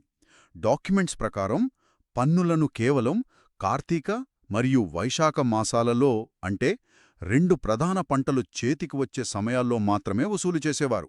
అది కూడా 2 వాయిదాలలో. అంటే అప్పు చేసి పన్ను కట్టాల్సిన అవసరం లేకుండా పంట చేతికొచ్చాకే కట్టొచ్చు. ఎగ్జాక్ట్లీ. పైగా పన్నును కేవలం నగదు రూపంలోనే కాకుండా వస్తురూపంలో, అంటే పండిన ధాన్యం రూపంలో కూడా కట్టొచ్చు. ఈ కైండ్ అండ్ క్యాష్ సిస్టమ్ వల్ల రైతులకు చాలా ఊరట లభించింది. దీనివల్లే వాళ్లకు తమ అవసరాలకు సరిపోగా మిగులు ఉత్పత్తి, అదే సర్ప్లస్ ప్రొడక్షన్ సాధ్యమైంది. ఆ మిగులు ఉత్పత్తే తర్వాత వాణిజ్యానికి భారీగా ఊతమిచ్చింది అంటారు. 100% నిజం. అయితే ఇక్కడ మనం ఒక లాజికల్ క్వశ్చన్ వేసుకోవాలి. దక్కన్ పీఠభూమిలాంటి పొడి ప్రాంతంలో వరి, చెరకులాంటి పంటలు భారీగా పండించాలంటే నీరెక్కడ్నుంచొస్తుంది? వర్షంపై ఆధారపడితే ఆ స్థాయిలో ఉత్పత్తి రావడం అసాధ్యం. అందుకే కదా వాళ్లు ఆ నీటిపారుదల విప్లవం సృష్టించారు. నేను చదివిన ఆధారాల్లో వాళ్లు నిర్మించిన భారీ చెరువులను చూసి ఆశ్చర్యపోయాను. అసలు వాళ్లు వాటిని చెరువులు అని కూడా అనలేదు, సముద్రాలు అని పిలిచారు. అవును, సముద్రాలే. రామప్ప, పాకాల, ఘనపూర్, లక్నవరం, కేసముద్రం ఇవి కేవలం పేర్లు కావు, ఆనాటి ఇంజనీరింగ్ అద్భుతాలు. ఈ చెరువుల నిర్మాణంలో వాళ్లు వాడిన గొలుసుకట్టు విధానం, అంటే చైన్ ట్యాంక్ సిస్టమ్ గురించి మనం ఖచ్చితంగా మాట్లాడుకోవాలి. అసలు ఆ గొలుసుకట్టు విధానం ఎలా పనిచేస్తుందో కాస్త వివరిస్తారా? దక్కన్ పీఠభూమి సహజంగానే కొంత వాలుగా ఉంటుంది. వర్షం పడినప్పుడు నీరు వేగంగా కిందకు ప్రవహించి వృధాగా పోతుంది. దీన్ని ఆపడానికి వాళ్ళు ఎత్తులో ఒక పెద్ద చెరువు నిర్మించేవాళ్లు. అది పూర్తిగా నిండిన తర్వాత ఆ అదనపు నీరు కింది గ్రామాలను ముంచెత్తకుండా అక్కడి నుండి ఒక కాల్వ ద్వారా కొద్దిగా కింద ఉన్న మరో చెరువులోకి వెళ్లేలా డిజైన్ చేశారు. అంటే ఒక చెరువు నిండితే దాని అదనపు నీరు ఇంకో చెరువులోకి, అది నిండితే ఇంకొక దాంట్లోకి ఒక గొలుసులాగా అనమాట. రైట్. దీనివల్ల వర్షపు నీరు ప్రతి బొట్టు భూమిలోకి ఇంకి భూగర్భ జలాలు పెరిగాయి. వేసవిలో కూడా వ్యవసాయానికి నీటి కొరత రాలేదు. ఇది నిజంగా అద్భుతమైన ఆలోచన. అయితే ఇంత భారీ చెరువుల నిర్మాణం కేవలం రాజులే చేశారా? అదే ఇక్కడ ఆసక్తికరమైన విషయం. కేవలం రాజులే కాదు, బేతాటు, రుద్రదేవుడు, గణపతిదేవుడు, ప్రతాపరుద్రుళ్లాంటి రాజులతో పాటు వాళ్ల సామంతులు, మంత్రులు కూడా దీన్ని ఒక బాధ్యతగా తీసుకున్నారు. ఉదాహరణకు గణపతి దేవుని మంత్రి అయిన జగదళ్ల ముమ్మడి పాకాల చెరువును నిర్మించాడు. చెరువులు కట్టడం సరే, కాని వాటి నిర్వహణ లేకపోతే అవి దెబ్బతింటాయి కదా. దానికి వాళ్లు ఎలాంటి చర్యలు తీసుకున్నారు? దానికోసం వాళ్లు దశబంధ మాన్యమనే ఒక పకడ్బందీ నిర్వహణ విధానాన్ని తెచ్చారు. చెరువు కట్టల మరమ్మతులు చేయడానికి, తూములు పర్యవేక్షించడానికి ప్రత్యేక అధికారులను నియమించారు. వాళ్లకి జీతాలు ప్రభుత్వమిచ్చేదా? లేదు, అక్కడే ఉంది అసలైన లాజిక్. వాళ్లకి జీతంగా ఆ చెరువు నీటితో పండిన ప్రతి పుట్టి ధాన్యానికి ఒక కుంచం ధాన్యాన్ని రైతులే స్వయంగా ఇచ్చేలా ఏర్పాటుచేశారు. ఓ, అంటే చెరువు బాగుంటేనే తమకు నీరొస్తుందని రైతులకు తెలుసు. ఆ పని చేసేవారికి ప్రతిఫలం నేరుగా అందుతుంది. Perfect system. ఖచ్చితంగా. ఇకపోతే మనం గ్రామీణ ఆర్థిక వ్యవస్థ మరియు సామాజిక నిర్మాణం గురించి చూడాలి. ఆ కాలంలో గ్రామాలను నియంత్రించడానికి ఒక పటిష్టమైన సైనిక భూస్వామ్య వ్యవస్థ ఉండేది. అదే నాయంకర వ్యవస్థ. నాయంకర వ్యవస్థ అంటే రాజు తన సైన్యాధికారులకు నేరుగా జీతాలివ్వకుండా కొన్ని గ్రామాలను పేటాయించడం కదా. అవును, వాళ్ళని నాయంకరులు అనేవాళ్లు. వాళ్లు ఆ గ్రామాల అభివృద్ధి చూసుకుంటూ, పన్నులు వసూలు చేస్తూ, అందులో కొంత భాగం తమ సైన్యం నిర్వహణ కొంచుకుని మిగతాది రాజుకు చెల్లించేవాళ్లు. దీనివల్ల గ్రామాలు స్వయం సమృద్ధి సాధించాయి అని 2 ఆధారాలు చెప్తున్నాయి. అలాగే కమ్మరి, కుమ్మరి, చాకలి లాంటి వృత్తిపనివారి పాత్ర కూడా చాలా కీలకంగా ఉండేది. అవును, వాళ్లు చేసే సేవలకు ప్రతిఫలంగా పన్ను మినహాయింపు ఉన్న భూములు ఇచ్చేవాళ్లు. అంటే మొత్తం సమాజమంతా ఒకరికొకరు సహకరించుకునే ఒక కమ్యూనిటీ బేస్డ్ ఎకానమీ అనమాట. ఇంకో ఇంట్రెస్టింగ్ పాయింట్ ఏంటంటే పశుసంపద. దేవాలయాలకు ఆవులను దానంగా ఇవ్వడం గురించి మనం ఎన్నో శాసనాల్లో చూస్తాం. దేవాలయాలు ఆనాటి ఆర్థిక లావాదేవీలకు కేంద్రాలుగా కూడా పనిచేశాయి. బ్రాహ్మణులకు, దేవాలయాలకు పన్ను మినహాయింపులు ఇచ్చేవారు. నిజమే. అయితే వాళ్లు కేవలం వ్యవసాయం వరకే ఆగిపోలేదు. పరిశ్రమలు మరియు హస్తకళలు రంగంలో కూడా కాకతీయులొక సువర్ణాధ్యాయాన్ని లిఖించారు. ఇక్కడ అత్యంత ఆసక్తికరమైన విషయం ఏమిటంటే ఓరుగల్లు వస్త్రాల ప్రాముఖ్యత. అవును, మార్కోపోలో రాతల్లో మచిలీపట్నం అంటే అప్పటి మైసోలియా వస్త్రాల గురించి చదివితే చాలా ఆశ్చర్యం వేస్తుంది. ఆ వస్త్రాలను విదేశీ రాజులు సైతం ఎంతగానో మెచ్చుకున్నారని ఆయన రాశాడు కదా. ఎగ్జాక్ట్లీ. ఓరుగల్లు వస్త్ర పరిశ్రమకు పెట్టింది పేరు. రత్నకంబళ్ళు, మహ్మల్ అంటే వెల్వెట్ వస్త్రాలు అత్యంత నైపుణ్యంతో తయారయ్యేవి. సాలెపురుగులు అల్లిన గూడులాంటి సున్నితమైన వస్త్రాలను నేసేవారని మార్కోపోలో స్వయంగా వర్ణించాడు. కేవలం వస్త్రాలే కాదు, లోహ పరిశ్రమలు, ఆయుధాల తయారీ కూడా భారీగానే జరిగింది కదా. అవును, పంచలోహాలతో చేసిన వస్తువులు ఒకెత్తైతే ఆదిలాబాద్ జిల్లాలోని నిర్మల్లో తయారైన ప్రసిద్ధ కత్తులు మరొకెత్తు. అలాగే గుత్తికొండ, పల్నాడు ప్రాంతాల్లో ఇనుప పరిశ్రమలు చాలా బలంగా ఉండేవి. నేను రికార్డులలో ఇంకోటి కూడా గమనించాను. లక్కబొమ్మలు, తోలుబొమ్మలాటల్లో వాడే రంగులు, ఏనుగుదంతపు వస్తువుల తయారీ కూడా జరిగేదట. దానికి తోడు రాయలసీమ మరియు గోల్కొండ ప్రాంతాల్లోని వజ్రాల గనులు వాళ్ల సంపదకు చాలా పెద్ద మూలం. అవును, వ్యవసాయ మిగులు, ప్రపంచస్థాయి వస్త్రాలు, ఆయుధాలు, వజ్రాలు ఇవన్నీ ఉన్నప్పుడు వాటిని అమ్మడానికి పటిష్టమైన వాణిజ్య వ్యవస్థ కూడా ఉండాలి కదా. దాన్ని వాళ్లు అంతర్గత వాణిజ్యం, విదేశీ వాణిజ్యమని 2 భాగాలుగా చూశారు. అంతర్గత వాణిజ్యమైతే స్థానికంగా జరిగే సంతలు, పెంటలు, పేటల ద్వారా జరిగేది కదా. రైట్.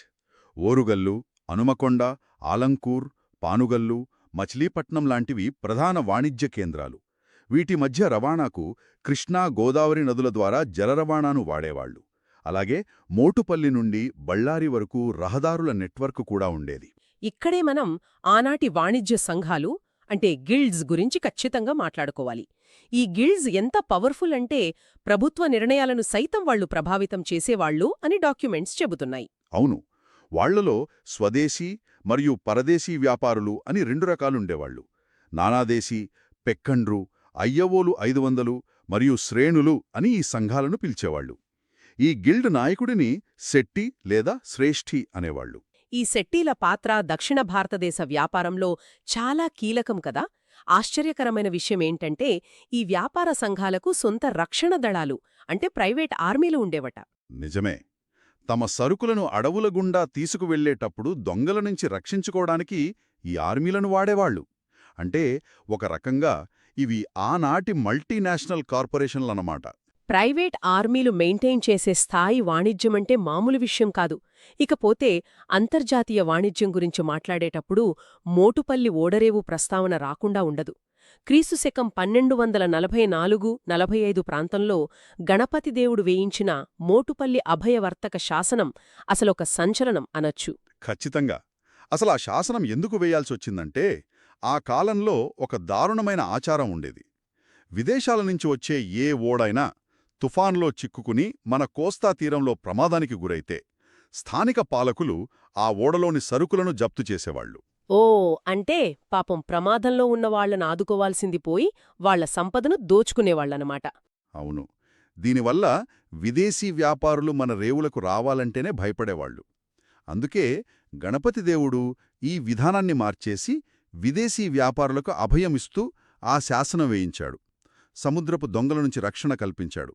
అంతేకాదు, పన్నులు అంటే కస్టమ్స్ డ్యూటీలను అత్యంత కనిష్ట స్థాయికి తగ్గించి ఏ వస్తువుపై ఎంత పన్ను ఉంటుందో ఆ శాసనంలో స్పష్టంగా రాశాడు. ఇది విదేశీ పెట్టుబడిదారులకు ఒక పెద్ద భరోసా కదా. నేటికాలపు స్పెషల్ ఎకనామిక్ జోన్ సెజ్లాంటిది. అవును, అద్భుతమైన పోలిక. ఈ దెబ్బతో చైనా, పర్షియా, అరేబియా, సిలోన్, ఆగ్నేయాసియా దేశాలతో వాణిజ్యం విపరీతంగా పెరిగింది. వస్త్రాలు, వజ్రాలు, గుర్రాలు, సుగంధ ద్రవ్యాలు, కర్పూరం, ఏనుగుదంతాలు, లోహాలు ఇలా ఎన్నో వస్తువుల ఎగుమతులు భారీగా జరిగాయి. మూటుపల్లి ఒక కాస్మోపాలిటన్ వాణిజ్య కేంద్రంగా మారిపోయింది. చరిత్రను విశాల దృక్పథంతో చూస్తే ఈ ఉదారవాద ఆర్థిక విధానాల వల్లే మార్కోపోలో రుద్రమదేవి పాలనను అంతగా ప్రశంసించాడనిపిస్తోంది. ఒక మహిళగా ఆమె 40 ఏళ్లపాటు జ్ఞానబద్ధంగా పాలించిన తీరును ఆయన ప్రత్యేకంగా రాశాడు కదా. అవును, అది ఆనాటి వాణిజ్య వైభవానికి ఒక చారిత్రక ఆధారం. సరే, ఇదంతా బానే ఉంది కాని ప్రభుత్వాన్ని నడపడానికి ఇన్ని భారీ నిర్మాణాలకు నిధులెక్కడినుంచొస్తాయి? ఇప్పుడు మనం పన్నుల విధానం గురించి మాట్లాడుకోవాలి.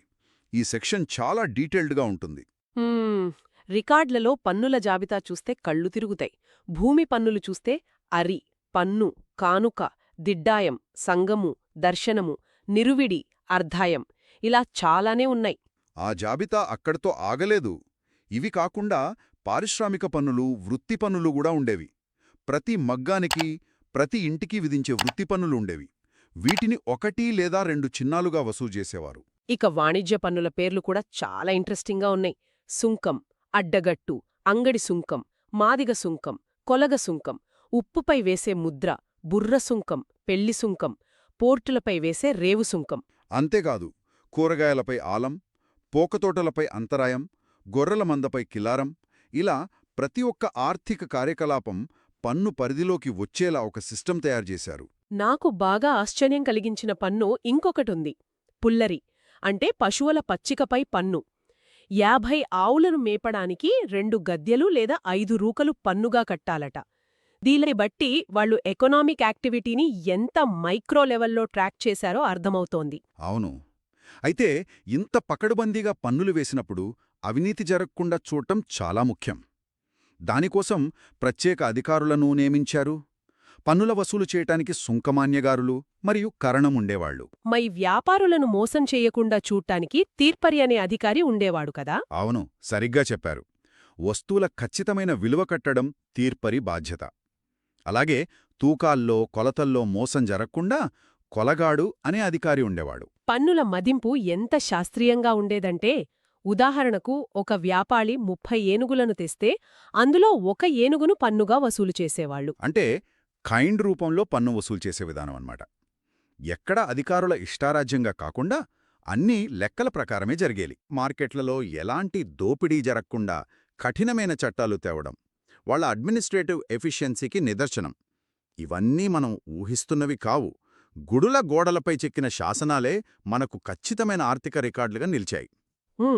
మొత్తంగా చూసుకుంటే కాకతీయుల ఆర్థిక వ్యవస్థ ఎందుకు అత్యంత ప్రగతిశీలమైనది, స్ట్రక్చర్డ్గా ఉందో మనకు బాగా అర్థమవుతుంది.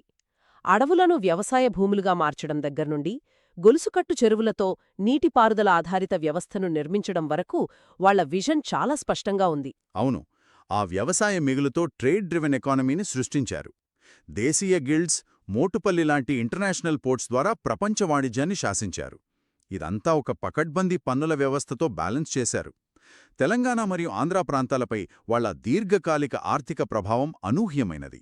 వినడానికి చాలా ఆశ్చర్యంగా ఉన్నా ఇది నిజం.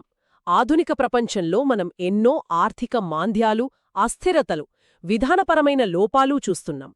కాని శతాబ్దాల క్రితమే కాకతీయులు వ్యవసాయం, పారిశ్రామిక రంగం, అంతర్జాతీయ వాణిజ్యం మరియు పన్నుల విధానాన్ని ఒకే తాటిపైకి తెచ్చి బ్యాలెన్స్ చేసిన విధానం చూస్తుంటే నేటి ఆధునిక ప్రభుత్వ వ్యవస్థలు, పాలకులు కూడా ఆనాటి ఆర్థిక పరిపాలనా దక్షత నుండి నేర్చుకోవాల్సిన పాఠాలు ఎన్నో ఉన్నాయనిపించడం లేదు. మరియు మత పరిస్థితులు ఖచ్చితంగా.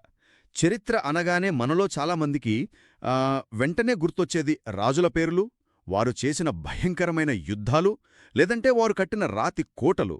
కాని ఒక సామ్రాజ్యం 100 ఏళ్లపాటు నిలబడాలంటే దాని వెనుక ఉన్న సమాజం ఎలా ఆలోచించింది అనేది అసలైన కథ. అవును, వాళ్ల నమ్మకాలేమిటి అనేది చాలా ముఖ్యం. అందుకే ఈనాటి మన విశ్లేషణ కోసం మనం కేవలం పాత పుస్తకాలను మాత్రమే తీసుకోలేదు.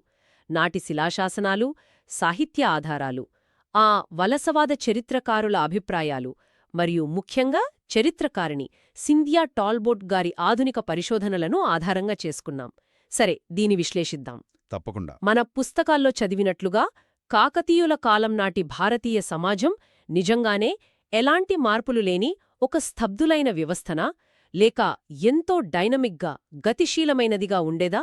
ఇక్కడే ఆశ్చర్యపరిచే విషయమేమిటంటే, భారతీయ చరిత్రను అర్థం చేసుకోవడంలో మనం చేసే అతిపెద్ద పొరపాటు ఇక్కడే బయటపడుతుంది. సాంప్రదాయ ధర్మశాస్త్రాలు, వైదిక గ్రంథాలను మాత్రమే చదివిన బ్రిటిష్ వలసవాద అధికారులు ఒక తప్పు చేశారు. ఎలాంటి తప్పు చేశారు? వారు భారతీయ సమాజాన్ని బ్రాహ్మణ, క్షత్రియ, వైశ్య, శూద్ర అనే 4 కఠినమైన గోడల మధ్య బందీ అయిన ఒక మార్పులేని వ్యవస్థగా ప్రపంచానికి పరిచయం చేశారు. అంటే ఎవరెక్కడ పుడితే అక్కడే చనిపోవాలి, వారి వృత్తి అసలు మారకూడదన్నట్లుగా రాశారు. ఓ, అది కేవలం పైపైన చూసి రాసిన సిద్ధాంతమనుకోవచ్చా? 100%. ఎందుకంటే చరిత్రకారుని సింథియా టాల్బోట్ కాకతీయుల కాలం నాటి వేలాది శిలాశాసనాలను లోతుగా అధ్యయనం చేసినప్పుడు వాస్తవం వేరేలా కనిపించింది. ఆనాటి వాస్తవ సమాజం ధర్మశాస్త్రాలు చెప్పినంత కఠినంగా లేదు. అంటే కులం లేదా పుట్టుక కంటే ఒక వ్యక్తి చేసే వృత్తి, ఆ వ్యక్తి సామర్థ్యమే సమాజంలో వారి హోదాను నిర్ణయించాయన్నమాట. సరిగ్గా చెప్పారు. కులమనేది అప్పట్లో ఒక మూసబోసిన గుర్తింపు కాదు. పుట్టుక కంటే ప్రతిభకు ప్రాధాన్యత ఉండేదంటే మరి సాంప్రదాయంగా సమాజంలో అగ్రస్థానంలో ఉండి కేవలం పూజలు, పౌరోహిత్యాలకే పరిమితమైన బ్రాహ్మణుల పరిస్థితి ఏమిటి? వారు ఇతర రంగాల్లోకి కూడా ప్రవేశించారా? ఖచ్చితంగా ప్రవేశించారు. కాకతీయుల కాలంలో బ్రాహ్మణులు కేవలం దేవాలయాలకు, వేద పఠనానికో పరిమితం కాలేదు. పరిపాలనా యంత్రాంగంలోనూ, యుద్ధరంగంలోనూ వారు అత్యంత కీలక పాత్రలు పోషించారు. ఓహ్, యుద్ధాలు కూడా చేశారా? అవును. శాసనాలను గమనిస్తే చాలామంది బ్రాహ్మణులు దండనాయకులుగా, అంటే సైన్యాధికారులుగా యుద్ధాలు చేశారు. అలాగే అమాత్యులుగా రాజ్య వ్యవహారాలు నడిపారు. అమాత్యులు అంటే మంత్రులు కదా? అవును. ఈ వృత్తిపరమైన మార్పుల వల్లనే వారిలో ప్రాంతాలను బట్టి వెలనాటి, వేగినాటి, ములకనాటి అనే ఉపవిభాగాలు ఏర్పడ్డాయి.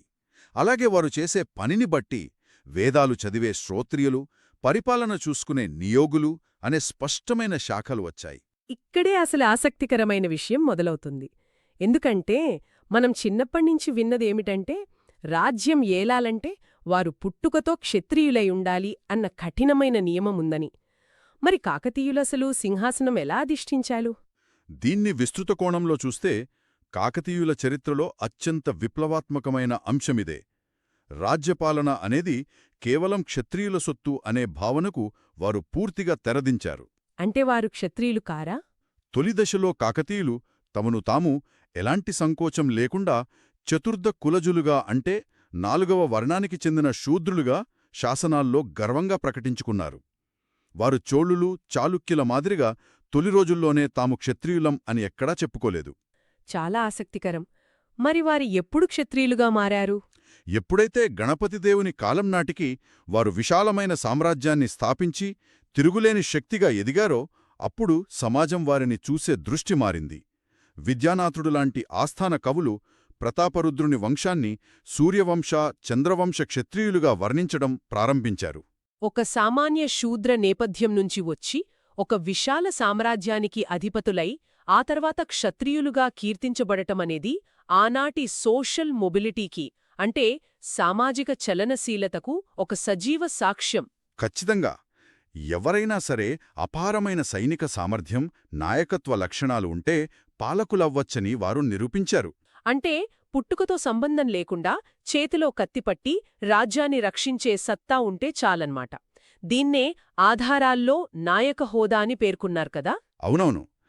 ఏ కులంలో పుట్టినవారైనా సరే గొప్ప యుద్ధ నైపుణ్యముంటే వారికి నాయక అనే బిరుదిచ్చేవారు. ఇది పై స్థాయిలో రాజకీయంగా జరిగిన మార్పు. మరి కింది స్థాయిలో అంటే సామాన్య ప్రజలు, వృత్తిపనివారి మధ్య సంబంధాలెలా ఉండేవి? వృత్తి సంఘాల ప్రస్తావన శాసనాల్లో చాలా విరివిగా కనిపిస్తుంది కదా? సామాన్య ప్రజల జీవన విధానాన్ని అర్థం చేసుకోవడానికి మనం సమయాలు అనే పదాన్ని గుర్తుపెట్టుకోవాలి. కాకతీయుల కాలంలో కులాల కంటే కూడా వృత్తి సంఘాలకే ఎక్కువ ప్రాధాన్యత ఉండేది. ఇవే సమయాలు. ఇవి కేవలం గుంపులు కావు కదా? వీటికి స్థానికంగా పవర్స్ ఉండేవని చదివాను. అవును. ఇవి తమ సంఘ సభ్యుల నుంచి పన్నులు వసూలు చేయడం, వారి మధ్య వచ్చే ఆస్తి వివాదాలను న్యాయబద్ధంగా పరిష్కరించడం చేసేవి. బ్రాహ్మణుల సమయాన్ని మహాజనులు అని, వ్యాపారం చేసే వైశ్యుల సమయాన్ని నకరం అని పిలిచేవారు. ఇవి కాకుండా చేతివృత్తుల వారివి కూడా చాలా ఉండేవట కదా? అవును. నూనె తీసేవారి సంఘం తెలకివేపురు, చేతివృత్తుల వారి సంఘం పంచాణం ఇలా ఎన్నో ఉండేవి.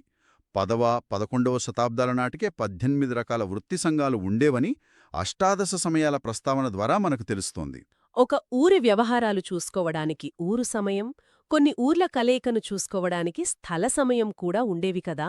ఆధునిక కాలంలో మనం చూసే ట్రేడ్ యూనియన్లు, లోకల్ సెల్ఫ్ గవర్నమెంట్ వ్యవస్థలకు ఇవి అచ్చుగుద్దినట్లున్నాయి. నిజమే. ఇంత స్వేచ్ఛ, ఇన్ని సంఘాలు ఉన్న సమాజంలో వేరువేరు వృత్తులవారు కలిసిమెలిసి చాలా ఐక్యంగా ఉండేవారు. పల్నాటి వీరచరిత్రలో ఒక అద్భుతమైన ఘట్టం చదివినట్లు గుర్తు. చాపకూడు అంటారు కదా దాన్ని? అవును. పల్నాటి వీరి చరిత్రను ప్రస్తావించడం ఇక్కడ చాలా ముఖ్యం. అందులో చాపకూడు అనే ఘట్టంలో యుద్ధానికి వెళ్లే ముందు వివిధ వర్గాలకు చెందిన మిత్రులకు చోట చేరతారు. జస్ట్ ఊహించుకోండి, ఆ 12వ శతాబ్దపు కఠినమైన సాంప్రదాయాల కాలంలో ఒక బ్రాహ్మణుడు, కమ్మరి, కంసాలి, చాకలి, కుమ్మరి, మంగలి వీరంతా ఒకే చాప మీద పక్కపక్కన కూర్చుని భోజనం చేస్తారు. ఒకరి వడ్డన ఒకరు తింటూ ఒకరినొకరు సోదరులుగా ఆలింగనం చేసుకుంటారు. అంటరానితనం బలంగా ఉన్నాయని చెప్పబడే ఆ కాలంలో ఇలా భోజనం చేయడం నాటి సమాజంలో అంతర్లీనంగా ఉన్న సమానత్వ భావనకు నిదర్శనం కదా? ఖచ్చితంగా. ఇది సమాజపు ఆలోచన విధానాన్ని చూపిస్తుంది. వింటుంటేనే రోమాలు నిక్కబడుచుకునే అద్భుతమైన దృశ్యమిది. మగవారి మధ్య, వృత్తుల మధ్య ఇంతటి సామాజిక కలయిక కనిపిస్తున్నప్పుడు సహజంగానే నాటి సమాజంలో మహిళల పరిస్థితి ఎలా ఉందన్న ప్రశ్న వస్తుంది. దీన్ని విస్తృత కోణంలో చూస్తే ఆశ్చర్యకరంగా కాకతీయుల కాలంలో మహిళల సామాజిక ఆర్థిక పరిస్థితి ఊహించిన దానికంటే ఎంతో మెరుగ్గా ఉండేది. రాజకీయ నాయకత్వంలో రాణి రుద్రమదేవి కేవలం ఒక సింహాసనం మీద కూర్చోవడం మాత్రమే కాదు, స్వయంగా యుద్ధభూమిలోకి వెళ్లిన వీరనారి. సరే, ఆవిడ రాణి కాబట్టి అలా ఉన్నారు అనుకుందాం. కాని సామాన్య మహిళల ఆర్థిక స్వేచ్ఛ కూడా అద్భుతంగా ఉండేదని ఒక స్టాటిస్టిక్ చెప్తోంది కదా? అవును. శాసన ఆధారాలను విశ్లేషిస్తే ఆ కాలంలో భూములు, సంపద దానాలు చేసిన వ్యక్తులలో ఏకంగా 11% మంది మహిళలే. ఇది చాలా పెద్ద సంఖ్య. 11% మహిళలు దానాలు చేశారంటే వారి చేతిలో సొంత ఆస్తి ఉండి తీరాలి. అంటే వారికి ఆస్తి హక్కులు చట్టబద్ధంగా ఉండేవన్నమాట. అవును. వారికి స్త్రీధనంపై సంపూర్ణ చట్టపరమైన హక్కులుండేవి. వారు తమ సొంత నిర్ణయాలతో దేవాలయాలకు, పశువులను, నగదును దానంగా ఇచ్చేవారు. వ్యవసాయానికి అత్యంత కీలకమైన చెరువుల తవ్వకానికి భూములను ఇచ్చేవారు. ఇక్కడ ఇంకో ఆసక్తికరమైన సామాజిక వర్గం గురించి విన్నాను. వారే గుడిసానులు. అవును, గుడిసానులు లేదా ఆలయ మహిళలు. తర్వాతి కాలంలో వచ్చిన దేవదాసీ వ్యవస్థలాగా ఇది అణచివేతకు గురైన వ్యవస్థ కాదు. వీరు సమాజంలో అత్యంత గౌరవప్రదమైన స్థానంలో ఉన్న నాయక మరియు శెట్టి కుటుంబాలకు చెందినవారు. వీరికి వివాహం చేసుకునే హక్కు కూడా ఉండేదట కదా? ఖచ్చితంగా. దేవాలయాల్లో నృత్య, సంగీత సేవలు చేస్తూనే వారు వివాహం చేసుకునేవారు. సమాజంలో వారిపై ఎలాంటి కళంకంగానీ బహిష్కరణగానీ లేదు. మహిళలకు ఆస్తి హక్కులుండటం, స్వయంగా నిర్ణయాలు తీసుకోవడం వినడానికి చాలా బాగుంది. అయితే మన విశ్లేషణ ఎప్పుడూ ఒకే కోణంలో ఉండకూడదు కదా. చరిత్రను నిష్పాక్షికంగా చూడాలి. ఇన్ని సానుకూల అంశాల మధ్య సామాజిక వైరుధ్యాలేవీ లేవా? నిష్పాక్షికంగా చూడాలంటే సామాజిక రుగ్మతలు కూడా అదే స్థాయిలో ఉన్నాయని చెప్పక తప్పదు. ఒకవైపు మహిళలకు ఆస్తి హక్కులు ఇస్తూనే మరోవైపు కఠినమైన పితృస్వామ్య ఆచారాలను సమాజం కొనసాగించింది. ఎలాంటి ఆచారాలు? బాల్య వివాహాలు లాంటివా? అవును. చిన్న వయసులోనే ఆడపిల్లలకు పెళ్లిళ్లు చేయడం, డబ్బు తీసుకునే ఆడపిల్లను ఇచ్చే కన్యాశుల్కం విరివిగా ఉండేవి. భర్త చనిపోతే బలవంతంగా సతీసహగమనం చేయించడం లేదా బలవంతపు వైధవ్యాన్ని అనుభవించేలా చేయడం లాంటి దురాచారాలు ప్రబలంగా ఉండేవి. ప్రగతిశీల భావాలు, అమానవీయ ఆచారాలు రెండూ పక్కపక్కనే ప్రయాణించిన సంక్లిష్టమైన సమాజమది అని మనం అర్థం చేసుకోవాలి. సరిగ్గా చెప్పారు. ఇక మనిషి ఆలోచనలను అత్యంత బలంగా ప్రభావితం చేసే మతం గురించి కూడా మనం మాట్లాడుకోవాలి. అవును, కాకతీయుల మత ప్రయాణం జైనం నుంచి మొదలైందని ఆధారాలున్నాయి కదా. దీని వెనుక ఉన్న పరిణామక్రమమేమిటి? తొలితరం కాకతీయులు పాలన ప్రారంభించే సమయానికి తెలంగాణ ప్రాంతంలో జైనమతం అత్యంత ప్రబలంగా ఉండేది. మొదటి పాలకులు జైనమతాన్ని విశేషంగా ఆదరించారు. హన్మకొండలోని పద్మాక్షి దేవాలయం ఒక ఉదాహరణ కదా. అవును, ఒకప్పుడు అది గొప్ప జైనక్షేత్రం. అలాగే ప్రోలరాజు టూ భార్య అయిన మైలమ్మ నిర్మించిన కడలాలయ జైన బసది నాటి జైనమత వైభవానికి ఒక ప్రతీక. కాని సమాజంలో మారుతున్న ఆలోచనల వల్ల బౌద్ధం, జైనం నెమ్మదిగా తమ ఆదరణను కోల్పోయాయి. ఆ స్థానంలో అత్యంత ఉగ్రంగా బలంగా దూసుకొచ్చిన మతమే శైవం అని చదివాను. ఈ శైవ మతంలో కాలాముఖ, పాశుపత, ఆరాధ్య అంటూ చాలా పదాలు వినిపిస్తాయి. సామాన్యులకు అర్థమయ్యేలా చెప్పాలంటే వీటి మధ్య ఉన్న వ్యత్యాసమేంటి? చాలా సులభంగా అర్థం చేసుకోవచ్చు. కాలముఖ శైవం అనేది కొంచెం తీవ్రమైన, కఠినమైన ఆచారాలు పాటించే శాఖ. బేటరాజు టూ, ప్రోలరాజు టూ లాంటి తొలి పాలకులు ఈ కాలముఖ శైవాన్ని విపరీతంగా ఆదరించారు. రామేశ్వర పండితుడు లాంటి గురువులు నాయకత్వం వహించారు. మరి పాశుపత శైవం ఎప్పుడొచ్చింది? కాలం గడిచే కొద్దీ సమాజానికి మరింత చేరువయ్యే విధానం అవసరమై పాశుపత శైవం వచ్చింది. గణపతిదేవుని కాలం నాటికి ఇది రాజ్యమతంగా మారిపోయింది. దీనికి ప్రధాన కారణం విశ్వేశ్వర శివాచార్యులు. ఆయన కేవలం మతగురువు మాత్రమే కాదు కదా, గొప్ప సామాజిక సంస్కర్త కూడా అని విన్నాను. అవును, ఆయన నేతృత్వంలో పాశుపత శైవం కేవలం గుళ్లకే పరిమితం కాకుండా సామాజిక సేవా సంస్థలుగా మారింది. అదే సమయంలో మల్లికార్జున పండితుడి నాయకత్వంలో బ్రాహ్మణ ఆచారాలను శైవ భక్తితో మేళవించిన ఆరాధ్యశైవం కూడా ఉద్భవించింది. మీరు విశ్వేశ్వర శివాచార్యుల పేరు చెప్పగానే నాకు రాణీ రుద్రమదేవి కాలం నాటి మల్కాపురం శాసనం గుర్తుకొస్తోంది. అందులో ఆయన నిర్మించిన గోళ్లకి మఠాల ప్రస్తావన ఉంది కదా. అవి కేవలం పూజలు చేసే మఠాలు కావు కదా. గోళకి మఠాల నిర్మాణం మధ్యయుగాల నాటి ఒక అద్భుతమని చెప్పాలి. మల్కాపురం శాసనం ప్రకారం కృష్ణానది తీరంలోని మందడ్ గ్రామంలో విశ్వేశ్వర శంభు ఒక భారీ గోళకి మఠాన్ని నిర్మించారు. అక్కడొకరోజు ఎలా గడిచేది? ఒకసారి ఆ ప్రాంగణాన్ని ఊహించండి. ఒకవైపు విద్యార్థులకు వేదాలు, తర్కం బోధించే ఉపాధ్యాయులు, విద్యార్థులందరికీ ఉచిత విద్య, 3 పూటలా భోజన వసతి ఉండేవి. ఇంకోవైపు సామాన్య ప్రజలకు వైద్యమందించే ఆస్పత్రులు. అందులో ముఖ్యంగా గర్భిణీ స్త్రీల కోసం ప్రత్యేకంగా ప్రసూతి గదులు అంటే మెటర్నిటీ వార్డ్స్ ఏర్పాటు చేశారట కదా. 13వ శతాబ్దంలో ఒక మత సంస్థ సామాన్య మహిళల కోసం ఆస్పత్రి కట్టించడం ఎంతటి విప్లవాత్మకమైన ఆలోచన! ఖచ్చితంగా ఇదొక అద్భుతమైన సామాజిక సేవ. అయితే నాకో సందేహం. శైవం ఇంత వేగంగా, ఇంత బలంగా విస్తరిస్తున్నప్పుడు పాతమతాలు ఊరుకుంటాయా? ఆధారాలను పరిశీలిస్తే తీవ్రమైన వాదోపవాదాలు, దాడులు జరిగినట్లు కూడా కనిపిస్తోంది. ఒక కొత్త సిద్ధాంతం వేళ్లునుకుంటున్నప్పుడు ఘర్షణ తప్పదు కదా. పండితుల మధ్య సిద్ధాంతపరమైన వాదోపవాదాలు తారాస్థాయికి చేరుకున్నాయి. రాజుల ప్రాపకం కోసం విపరీతంగా పోటీపడేవారు. ప్రతాపరుద్రుడి కాలంలో ఏదో ఆవుల దానం గురించి ఒక వివాదం ఉంది కదా? అవును, ప్రతాపరుద్రుడు తన ఆస్థానంలోని కొందరు పండితులైన బ్రాహ్మణులకు బంగారు ఆవులను దానం చేశాడు.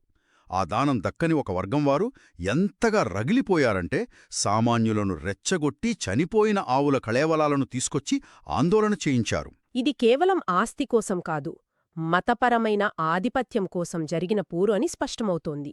అలాగే పాల్కురికి సోమనాథుల్లాంటి గొప్ప కవులు తమ కళాలకు పదును పెట్టి వీరశైవ భావజాలాన్ని ప్రజల్లోకి పంపారు. జైన బౌద్ధమతాలను సమూలంగా నాశనం చెయ్యాలని వారు బహిరంగంగానే తమ రచనల్లో పిలుపునిచ్చారు. ఈ సైద్ధాంతిక వైరం ఏ స్థాయికి చేరిందంటే ఒక ఆధారం చూస్తే భయం వేస్తోంది. చక్రపాణి రంగనాథుడు అనే ఒక వీర వైష్ణవుడు తనకి ఇష్టంలేని త్రిపురాంతక శివాలయం గోపురాన్ని తన కళ్ళు చూడకూడదని ఏకంగా తన కళ్లను తానే పొడుచుకొని అంధుడయ్యాడను ఉంది. మీరు చెప్పింది నిజం. ఒక మతం మీద ద్వేషం ఆ స్థాయికి వెళ్లడం ఆనాటి సైద్ధాంతిక ఉగ్రత్వానికి నిదర్శనం.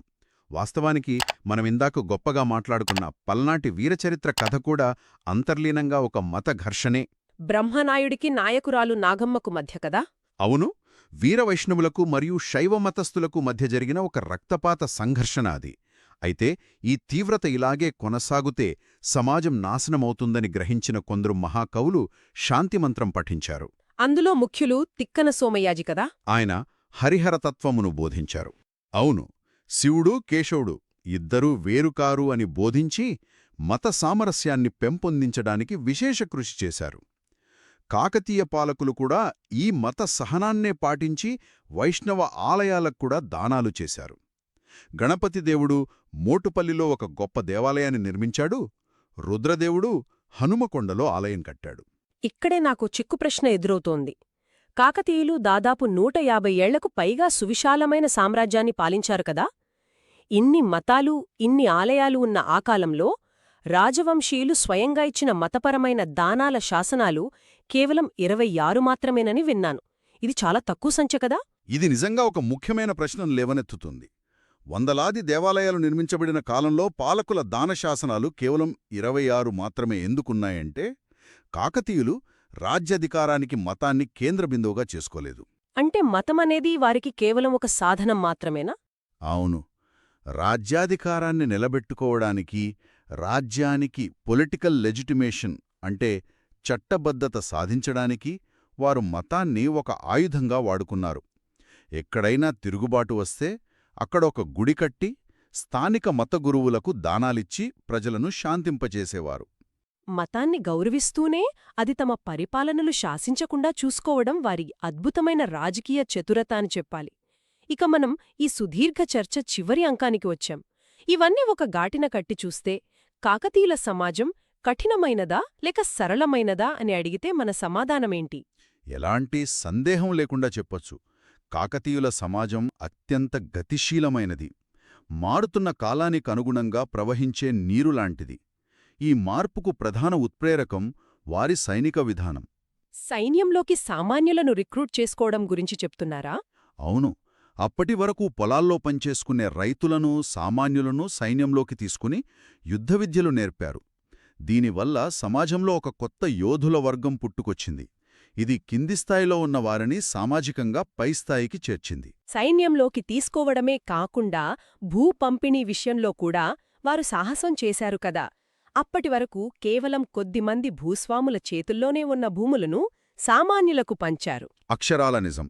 ఈ భూపంపిణీ వ్యూహం వల్ల ఆఖరి కాకతీయ పాలకుడైన ప్రతాపరుద్రుని కాలానికి వచ్చేసరికి ఈ సమానత్వ భావజాలం పతాక స్థాయికి చేరింది. పుట్టుకతో వచ్చిన ఆస్తులు, కులాల కన్నా ప్రతిభకే ఎక్కువ విలువిచ్చారు. అట్టడుగున మున్నవారు కూడా నాయక హోదాను పొంది సమాజంలో ఒక బ్యాలెన్స్ని సృష్టించారన్నమాట. వింటుంటేనే ఒక అద్భుతమైన చారిత్రక నవల చదివిన అనుభూతి కలుగుతోంది. ఈనాటి విశ్లేషణ ద్వారా కాకతీయుల సమాజం వెనుక ఉన్న అసలైన ఇంజనీరింగ్ ఏమిటో మనం అర్థం చేసుకున్నాం. శిలాశాసనాల్లో ఉన్న సత్యాలకు, వలసవాదులు రాసిన పుస్తకాలకు మధ్య ఉన్న ఆకాశమంత వ్యత్యాసాన్ని గ్రహించాం. అవును, మతం కేవలం కాకతీయులు అనగానే ఓరుగల్లు కోట, వారి పరాక్రమం మనకు బాగా తెలుసు. కాని ఆ కత్తులు చప్పుళ్ల మధ్య తాళపత్రాల మీద ఘంటం చేసే సవ్వడి కూడా అంతే బలంగా వినిపించింది అన్న విషయం బహుశా చాలా కొద్దిమందికే తెలుసనుకుంటా. నిజమే. మనం ఎప్పుడూ ఆ భౌగోళిక విజయాల వైపే చూస్తాం. అవును. అందుకే ఈనాటి లోతైన విశ్లేషణలో కాకతీయుల కాలాన్ని ఒక సరికొత్త కోణంలో చూడబోతున్నాం. మన ముందున్న చారిత్రక మూలాలను పరిశీలిస్తే కాకతీయుల పాలన అనేది సాహిత్యానికి, సంస్కృతికి ఒక సువర్ణ అధ్యాయం అని స్పష్టంగా అర్థమవుతుంది. హ్మ్, అసలు ఈ కాలాన్ని తెలుగు సాహిత్యానికి స్వర్ణయుగం అని ఎందుకంటారు? ఆనాటి సమాజంలో సాహిత్యం అనేది కేవలం వినోదానికే పరిమితమైందా, లేక ఒక సామాజిక మార్పుకు సాధనంగా మారిందా? హ్మ్, అదొక మంచి ప్రశ్న. ఈ స్వర్ణయుగం అనే పదానికి అసలైన అర్థం వెతకాలి అంటే మనం ఆనాటి సామాజిక పరిస్థితులను ఒకసారి గమనించాలి. అంటే భాషల మధ్య ఉన్న పరిస్థితులా?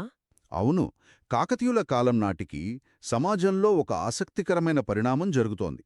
ఒకవైపు సంస్కృతం, తరతరాలుగా వస్తున్న పండితుల భాష గదా అది. ఉన్నత వర్గాల అధికారిక భాష. కరెక్ట్. రాజస్థానాలలో వేదాంత చర్చలలో సంస్కృతానిదే ఆధిపత్యం. కాని అదే సమయంలో ఏంటంటే సామాన్య ప్రజల నాలికల మీద నాట్యమాడే తెలుగు భాష క్రమంగా రాజప్రసాదాల మిట్లెక్కడం ప్రారంభించింది. హా, అంటే పాలకుల విశేషమైన ఆదరణ లభించిందన్నమాట. ఖచ్చితంగా ఆ రాజుల పోషణతో తెలుగు సాహిత్యం అప్పటివరకు కనివిని ఎరుగని రీతిలో వికసించింది.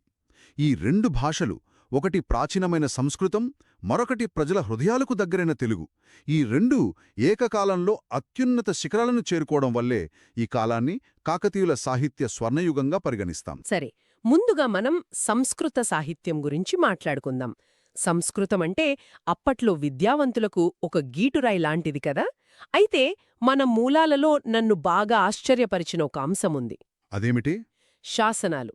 సాధారణంగా శాసనాలు అంటే ఫలానా రాజు ఫలానా గుడికి ఇన్ని ఎకరాల భూమిని దానంగా ఇచ్చాడు అని రాసే పొడి పొడి రికార్డులు కదా. చాలా వరకు అవును. కాని కాకతీయుల కాలంలో ఆ రాతి శాసనాలను కూడా కేవలం సమాచారం కోసం కాకుండా ఎంతో అందమైన కావ్య శైలిలో చెక్కించడం ప్రారంభించారట. రాతిమీద కవిత్వం రాయడం వెనక ఉన్న ఉద్దేశమేమిటంటారు? ఇది నిజంగా ఆనాటి పాలకుల కళాభిరుచికి అద్దం పడుతోంది. వాళ్లు శాసనాన్ని కేవలం ఒక న్యాయపరమైన పత్రంగా చూడలేదు, తరతరాలుగా నిలిచిపోయే ఒక సాహిత్య సృష్టిగా భావించారు. అంటే ఒక సామాన్యుడు ఆ గుడికి వెళ్ళినప్పుడు అవును, అతనికి కేవలం దానశాసనం వివరాలు మాత్రమే కాదు, ఆ రాజు యొక్క వంశచరిత్ర, పరాక్రమం, ఆ ప్రాంతపు ప్రకృతి సౌందర్యం, ఇవన్నీ ఒక అద్భుతమైన సంస్కృత పద్యం రూపంలో చదవడానికి దొరికేవి. భలే ఆలోచన అసలు. ఈ శాసనాలను కాణి శైలిలో లిఖించడానికి ఆనాటి రాజులు ఎంతోమంది ప్రతిభావంతులైన సంస్కృత కవులను నియమించారు కూడా. మన మూలాల్లో కొంతమంది పేర్లు కూడా ఉన్నట్టున్నాయి. అవునండి. నంది, అచ్చతేంద్ర, అనంతసూరి మరియు ఈశ్వరసూరి వంటి పేర్లు ప్రముఖంగా కనిపిస్తాయి. వీరు రాతిమీద చెక్కిన అక్షరాలు, సంస్కృత భాషపై వారికున్న అపారమైన పట్టును, అలంకార ప్రయోగ నైపుణ్యాన్ని ఈనాటికి మనకు సాక్ష్యంగా నిలబెడుతున్నాయి. కఠినమైన శిలల మీద కూడా కవిత్వాన్ని పూయించిన ఘనత వాళ్లది. ఇక ఆనాటి గొప్ప సంస్కృత కవుల విషయానికి వస్తే విద్యానాథుడు పేరు చాలా ప్రముఖంగా వినిపిస్తోంది. విద్యానాథుడు. ఆయన ప్రతాపరుద్రుని ఆస్థానంలో ప్రతాపరుద్రయశోభూషణం లేదా ప్రతాపరుద్రియం అనే గ్రంథాన్ని రచించారని మనకు స్పష్టంగా ఉంది. దీని ప్రాముఖ్యతేమిటి? ఇది కేవలం రాజును పొగడటానికి రాసిన పుస్తకమేనా? ఖచ్చితంగా కాదు. ప్రతాపరుద్రియం కేవలం ఒక రాజును కీర్తించే పొగడతల పుస్తకం అని అనుకుంటే పొరపాటే. వాస్తవానికి ఇది అలంకార శాస్త్రానికి సంబంధించిన ఒక అత్యున్నత ప్రామాణిక గ్రంథం. అలంకార శాస్త్రమంటే కవిత్వ నియమాలు గురించే కదా? అవును. ఇది కేవలం పద్యాలను అందంగా రాయడం గురించి మాత్రమే చెప్పదు. కావ్యానికి ప్రాణం పోసే వ్యాకరణం, భావ వ్యక్తీకరణలో వాడాల్సిన ఉపమానాలు, రూపకాలు వంటి అలంకారాలు, ఒక నాటకం ఎలా ఉండాలి అనే నియమాల సమాహారం. మరి అందులో ప్రతాపరుద్రుని ప్రస్తావన ఎందుకొచ్చింది? అక్కడే విద్యానాథుడు ఒక అద్భుతమైన ప్రయోగం చేశాడు. ఈ కఠినమైన సాహిత్య నియమాలను వివరించడానికి ప్రతి ఉదాహరణలోనూ ప్రతాపరుద్రుని పేరును, అతని విజయాలను ఇతివృత్తంగా తీసుకున్నాడు. ఓహో, అంటే ఒకే దెబ్బకు రెండు పిట్టలనిమాట. కరెక్ట్. అటు శాస్త్ర నియమాలను భవిష్యత్తు కవులకు అందించాడు, ఇటు తన రాజు కీర్తిని అజరామరం చేశాడు. సంస్కృత సాహిత్య చరిత్రలో ఈ గ్రంథానికున్న స్థానం అనన్యసామాన్యమైనది. చాలా తెలివైన ప్రయోగమిది. సరే, విద్యానాథుడు పండితుడు కాబట్టి అలంకార శాస్త్రం రాశాడు. కాని మూలాలలో జాయప సేనాని అనే మరొక ఆసక్తికరమైన వ్యక్తి గురించి ఉంది. జాయప సేనాని, అవును, ఆయన బహుముఖ ప్రజ్ఞాశాలి. ఒక్క నిమిషం ఇక్కడ ఆగుదాం. పేరులోనే సేనాని ఉంది. అంటే ఆయనొక సైన్యాధికారి. యుద్ధభూమిలో కత్తిపట్టి పోరాడే ఒక సైన్యాధికారికి నాట్యశాస్త్రం మీద పుస్తకాలు రాసే సమయం ఆ సున్నితత్వం ఎలా వచ్చాయి? మీరడిగిన ఈ ప్రశ్న చాలా కీలకమైనది. ఒక సైన్యాధికారి కళాకారుడిగా మారడమనేది కాకతీయుల కాలంలో మాత్రమే సాధ్యమైన అద్భుతమని చెప్పాలి. అసలు ఆయన రాసిన గ్రంథాలేమిటి? ఆయన సంస్కృతంలో రచించిన నృత్యరత్నావళి, గీతరత్నావళి, వాద్యరత్నావళి అనే 3 గ్రంథాలు అత్యంత ప్రామాణికమైనవి. సైన్యానికి నృత్యానికి సంబంధమేమిటి అసలు? జాయపసేనాని కేవలం సైన్యాన్ని నడిపించడమే కాదు, సైనికుల మానసిక ఉల్లాసంపై కూడా దృష్టిపెట్టాడు. యుద్ధానికి ముందు వారిలో వీరత్వాన్ని రగిలించే నృత్య రూపాలను ప్రోత్సహించాడు. దానికి ఉదాహరణే పేరిణి శివతాండవం. ఓ, పేరిణి శివతాండవం అప్పటిదా? అవును, ఇది యుద్ధానికి వెళ్లే ముందు సైనికులు చేసే ఒక వీరనాట్యం. దీన్ని ఒక క్రమబద్ధమైన శాస్త్రంగా మలచడానికి జాయపసేనాని పూనుకున్నాడు. అంటే తన గ్రంథాలలో వీటిని నిక్షిప్తం చేశాడా? నృత్యరత్నావళి నాట్య భంగిమలను వివరిస్తే, గీతరత్నావళి ఆ నాట్యానికి అవసరమైన గాత్రాన్ని వివరిస్తుంది. మరి వాద్యారత్నావళి వాయిద్యాల గురించా? కరెక్ట్. దానికనువైన వాయిద్యాల గురించి అత్యంత శాస్త్రీయంగా అందులో వివరించాడు. ఒక నృత్యం గాలిలో కలిసిపోకుండా భవిష్యత్తరాల నాట్యకారులకు ఒక రెఫరెన్స్ మాన్యువల్గా ఈ గ్రంథాలను ఆయన మిగిల్చాడు. అద్భుతం. సాహిత్యం, అభ్యసనం, ప్రదర్శన కళలు ఇవన్నీ విడివిడిగా కాకుండా ఒకదానితో ఒకటి ఎలా పెనవేసుకుని ఉండేవో చెప్పడానికి జాయపసేనాని గ్రంథాలే ఒక గొప్ప ఉదాహరణ. నృత్యం, సంగీతం, సాహిత్యం ఈ మూడూ కలిసి ఆంధ్రనాట్యం మరియు పేరిణి శివతాండవం వంటి కళలకు ఎలా ప్రాణం పోశాయో మనకు అర్థమవుతోంది. అవును, ఆనాటి కళల అనుసంధానం అలా ఉండేది. సరే, ఇప్పుడు సంస్కృతం నుండి అద్భుతంగా వికసించిన తెలుగు సాహిత్యం వైపు వద్దాం. కాకతీయుల కాలంలో కవులకు పాలకుల అండదండలు అంటే ఆ పోషక వ్యవస్థ చాలా బలంగా ఉండేది కదా? అవును, రాజాదరణ వల్లే తెలుగు కవులు వినూత్న ప్రయోగాలు చేయగలిగారు. వారిలో ముందుగా మాట్లాడుకోవాల్సిన పేరు తిక్కన సోమయాజి. తెలుగు మహాభారత కవిగా ఆయన అందరికీ సుపరిచితమే. కానీ మూలాల ప్రకారం ఆయన కలం నుండి మరికొన్ని అద్భుతమైన రచనలు కూడా వచ్చాయి కదా? అవును, ఆయన రాసిన నిర్వచనోత్తర రామాయణము, విజయసేనము, కవివాగ్బంధము, కృష్ణశతకము లాంటివి చాలా ప్రసిద్ధి చెందాయి. ఇన్ని ప్రక్రియల్లో వైవిధ్యం చూపించడం వెనుక కారణమేంటి? ముఖ్యంగా ఈ నిర్వచనోత్తర రామాయణము అంటే వచనం లేకుండా రాశారని విన్నాను. అవును, సాధారణంగా ఆనాటి కావ్యాలలో పద్యాలతో పాటు వచనం కూడా ఉండేది. కాని తిక్కనగారు వచనరహితంగా అంటే పూర్తిగా పద్యాలతోనే స్వచ్ఛమైన కావ్యశైలిలో దీన్ని రచించారు. ఇది ఒక అద్భుతమైన ప్రయోగం. మరి కవివాగ్బంధము, కృష్ణశతకము? కవివాగ్బంధము అనేది ఛందస్సు గురించి వివరిస్తే, కృష్ణశతకము ఆయనలోని భక్తితత్వాన్ని తెలియజేస్తుంది. ఆనాటి పోషక వ్యవస్థ కవులకు ఆర్థిక భద్రతను ఇవ్వడం వలనే వారు వివిధ ప్రక్రియలను అన్వేషించడానికి సమయం వెచ్చించగలిగారు. ఇప్పుడు మన మూలాలలో మంత్రి భాస్కర రచించిన భాస్కర రామాయణము ప్రస్తావన ఉంది. అవును, అలాగే గోన బుద్ధారెడ్డి గారి రంగనాథ రామాయణము కూడా అత్యంత కీలకమైనది. కరెక్ట్. గోన బుద్ధారెడ్డి గారి రంగనాథ రామాయణము గురించే నేను అడగబోతున్నాను. నా దృష్టిని బాగా ఆకర్షించిన విషయమేమిటంటే ఇందులోని ద్విపద కావ్యశైలి.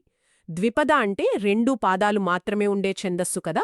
అవును, చాలా సరళమైన ఛందస్సు అది. అప్పటి వరకు సంక్లిష్టమైన వృత్త పద్యాలలో ఉన్న రామాయణాన్ని ఇలా ఒక సాధారణ ద్విపద శైలిలో ఎందుకు రాయాల్సి వచ్చింది?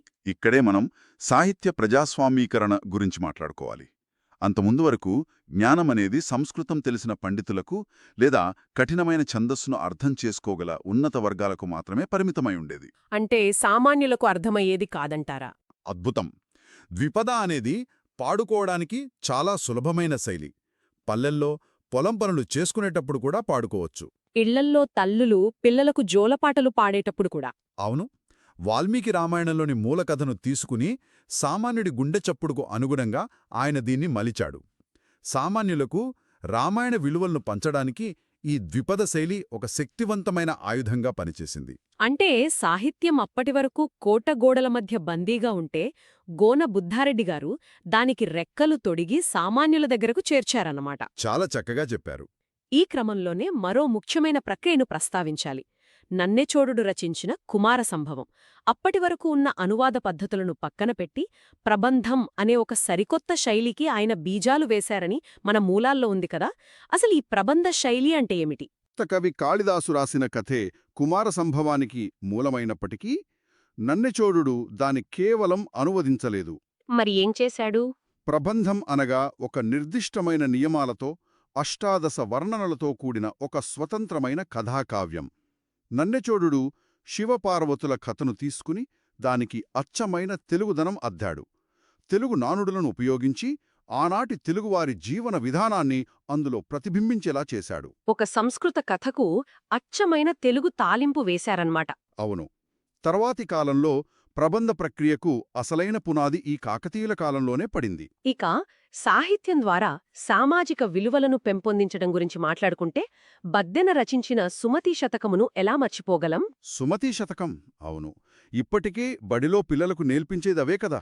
ఒకే ఒక పద్యంలో 4 లైన్లలో జీవిత సత్యాలను సామాన్యుల గుండెల్లోకి నాటుకొనేలా చెప్పడంలో బద్దెనగారి శైలి అద్వితీయం. నిజమే. శతక సాహిత్యం సమాజంలో నైతికత నిలబెట్టడానికి బాగా పనిచేసింది. అదే సమయంలో సాహిత్యాన్ని ఒక సామాజిక ఉద్యమానికి సాధనంగా ఎలా వాడుకోవచ్చో నిరూపించిన గొప్ప కవి పాల్కురికి సోమనాథుడు. పాల్కురికి సోమనాథుడు గారి రచనలు అంటే బసవ పురాణము మరియు పండితారాధ్య చరిత్ర. కరెక్ట్. ఈ గ్రంథాలు కేవలం కావ్యాలు కావు, అవి వీరశైవ మత ప్రచారాస్త్రాలు. 12వ శతాబ్దపు ప్రసిద్ధ లింగాయత సాధువు బసవన్నగారి జీవిత చరిత్రను బసవ పురాణంలో ఆయన వివరించారు. ఇవి కూడా సామాన్యుల భాషలోనే సాగాయా? అవును. పండితుల కోసం కాకుండా సామాన్య జానపదుల భాషలో వారు వాడుకునే పదాలతోనే ఆయన రచనలు సాగాయి. మతం మరియు తత్వశాస్త్రం సామాన్యులు దరికి చేరడానికి ఆయన రచనలు ఎంతో దోహదపడ్డాయి. ఈ ప్రయాణంలో మనం గమనిస్తే ప్రతి ప్రక్రియలోనూ తెలుగు మరియు సంస్కృత భాషలు ఒకదానితో ఒకటి పోటీపడుతూనే సమాంతరంగా వికసించాయి. కాకతీయులు నాటిన ఈ సాహిత్య బీజాలు ఆ తర్వాతి శతాబ్దాలలో ఎంతగా ప్రభావం చూపించాయో పరిశీలించడం ఎంతో అవసరం.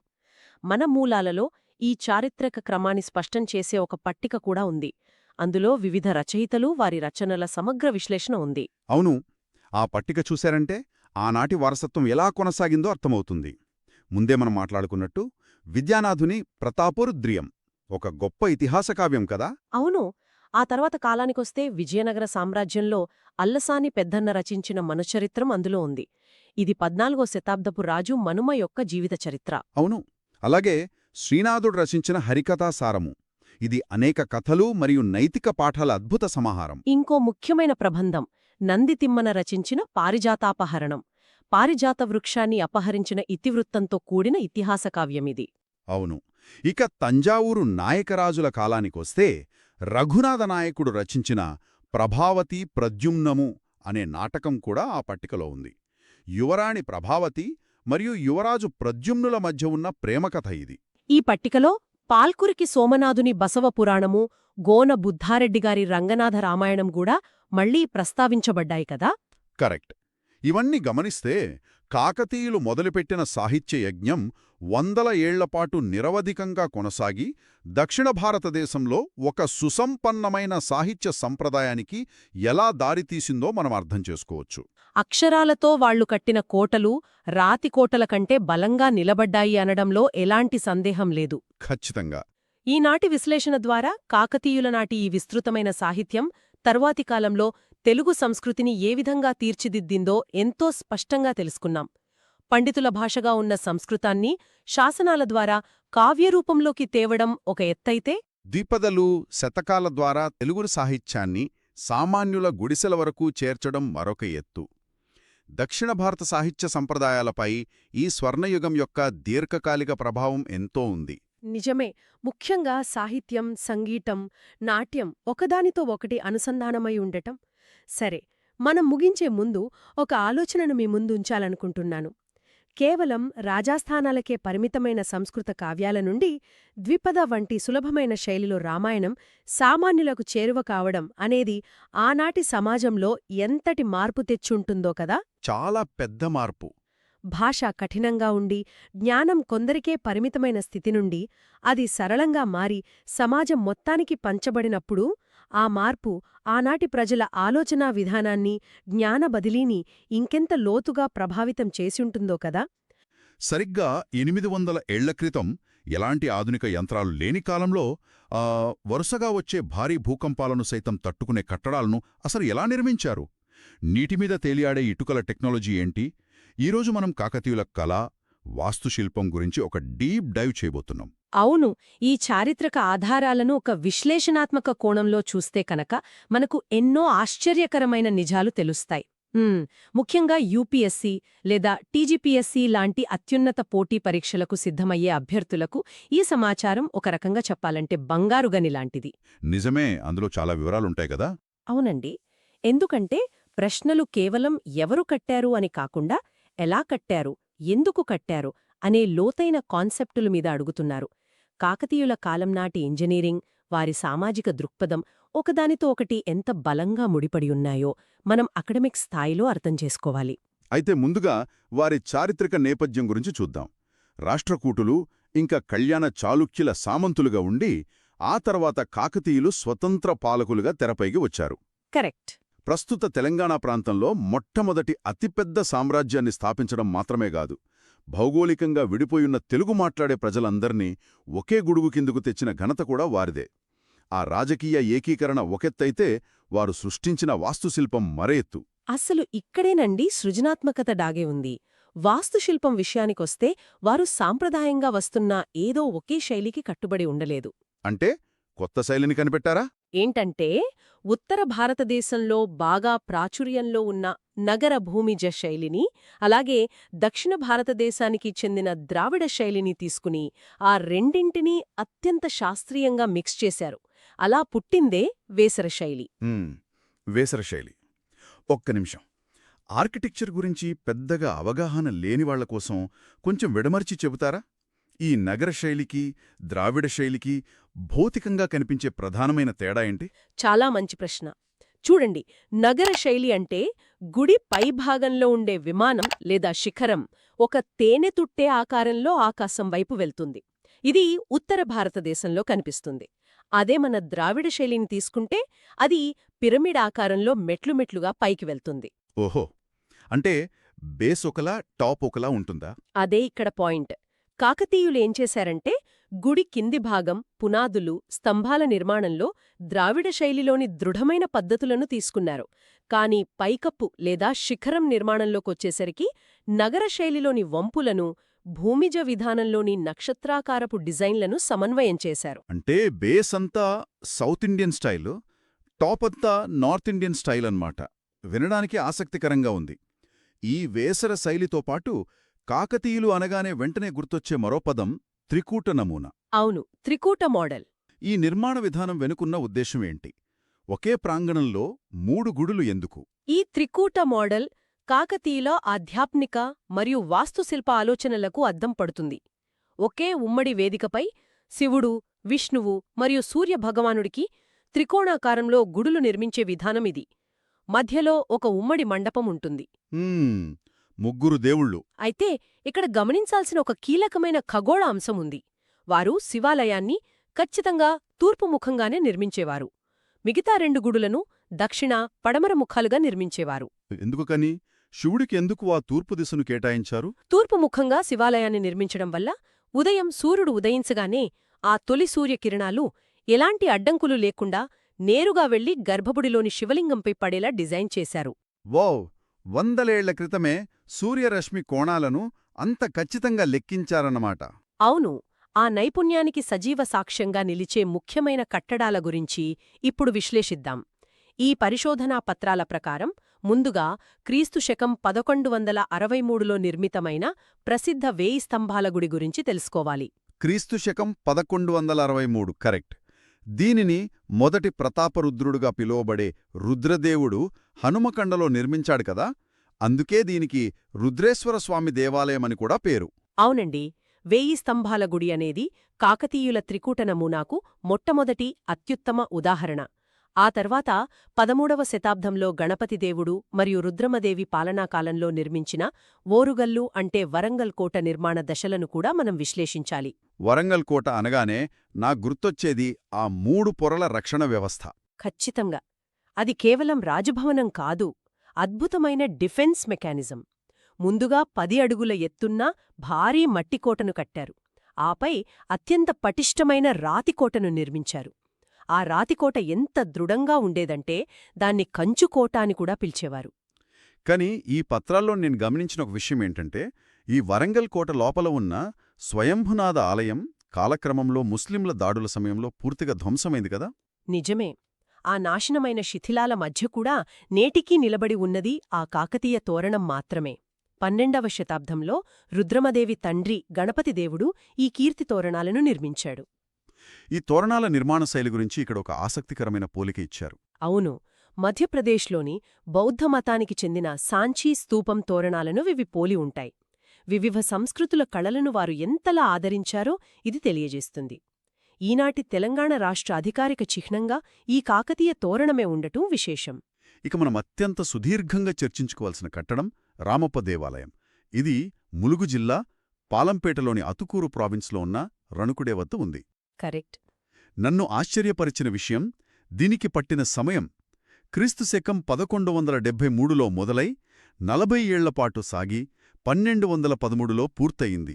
రేచర్ల రుద్రుడు దీనిని నిర్మించాడు. గణపతి దేవుని సర్వసైన్యాధ్యక్షుడైన రేచర్ల రుద్రుడు. అవును. ఇక్కడ అరుదైన విషయమేంటంటే ప్రపంచంలోనే తనను చెక్కిన ఒక శిల్పి అంటే రామప్ప పేరుమీద పిలువబడుతున్న ఏకైక గుడి ఇదే. జూలై 2021లో యునెస్కో దీనికి వరల్డ్ హెరిటేజ్ సైట్ హోదాను ఇచ్చింది. రామప్ప ఆలయం ఒక ఆర్కిటెక్చరల్ మాస్టర్పీస్ అండి. ఈ డాక్యుమెంట్లలో ఉన్న టేబుల్ డేటాని మనం విశ్లేషిస్తే దీని కొలతలు ఎంత పర్ఫెక్ట్గా ఉన్నాయో అర్థమవుతుంది. ఇక్కడ పట్టికలో గమనిస్తే ఇది నక్షత్రాకార నమూనాలో ఉంది. అంటే స్టార్ స్టైల్. అవును, క్రూసిఫార్మ్ అని కూడా అంటారు. ఇది నేలమీద కాకుండా భూమి నుండి 6.5 అడుగుల ఎత్తైన ఒక ఉపపీఠం పైన నిర్మితమైంది. అలాగే గుడి చుట్టూ తిరగడానికి 10 అడుగుల వెడల్పున్న ప్రదక్షిణాపథముంది. 6.5 అడుగుల ఉపపీఠం, 10 అడుగుల ప్రదక్షిణాపథం, పైకప్పు నిర్మాణాన్ని 4 అంతస్తుల విమానం మరియు శిఖరం మోడల్లో చేశారు. ఈ కొలతలు వింటుంటేనే దాని విశాలత్వం అర్థమవుతోంది. అంతకంటే ముఖ్యమైనది వారు వాడిన మెటీరియల్స్. ఇక్కడ పట్టికలో చూడండి, గ్రానైటు, బసాల్టు, డోలరైటు, ఇసుకరాయి, సున్నం ఇలా రకరకాల సామాగ్రిని వాడారు. ఎందుకు అలా వేర్వేరు రాళ్లను వాడాల్సి వచ్చింది? అక్కడే ఉండి వారి సివిల్ ఇంజనీరింగ్. పునాది, బరువు మోసే స్తంభాలకు అత్యంత బరువైన రాళ్లైన గ్రానైట్, బసాల్ట్, డోలరైట్ వాడారు.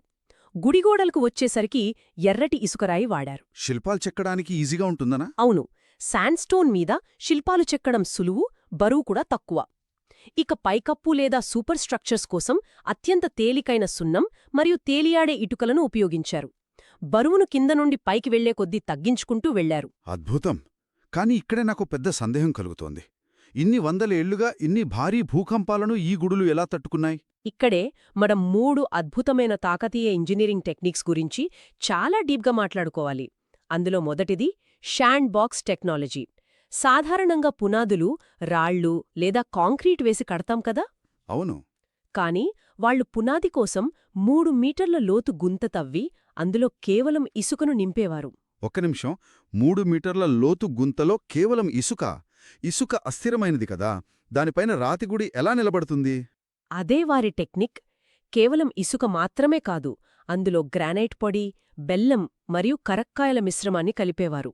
పునాదిలో బెల్లం కలపడమేంటి? భవనం కట్టడంలో ఇది ఎలా ఉపయోగపడుతుంది? వింతగానే ఉంటుంది కాని ఇది పక్కా కెమిస్ట్రీ. బెల్లం, కరక్కాయల రసం కలిసినప్పుడు అది ఒక సహజమైన పాలిమర్లాగా పనిచేస్తుంది. ఈ మిశ్రమం కాంక్రీట్లాగా గట్టిపడిపోకుండా ఒక ఫ్లెక్సిబుల్ కుషన్లాగా మారుతుంది. అంటే షాక్ అబ్జార్బర్ లాగానా? కరెక్ట్. భూకంప తరంగాలను ఈ ఇసుక కుషన్ గ్రహిస్తుంది. పైలున్న గుడికి ఎలాంటి ప్రమాదం జరగకుండా చూస్తుంది. గ్రేట్. మరి రాళ్లను ఒకదానికొకటి ఎలా కలిపి ఉంచేవారు? అప్పట్లో సిమెంట్ లేదు కదా.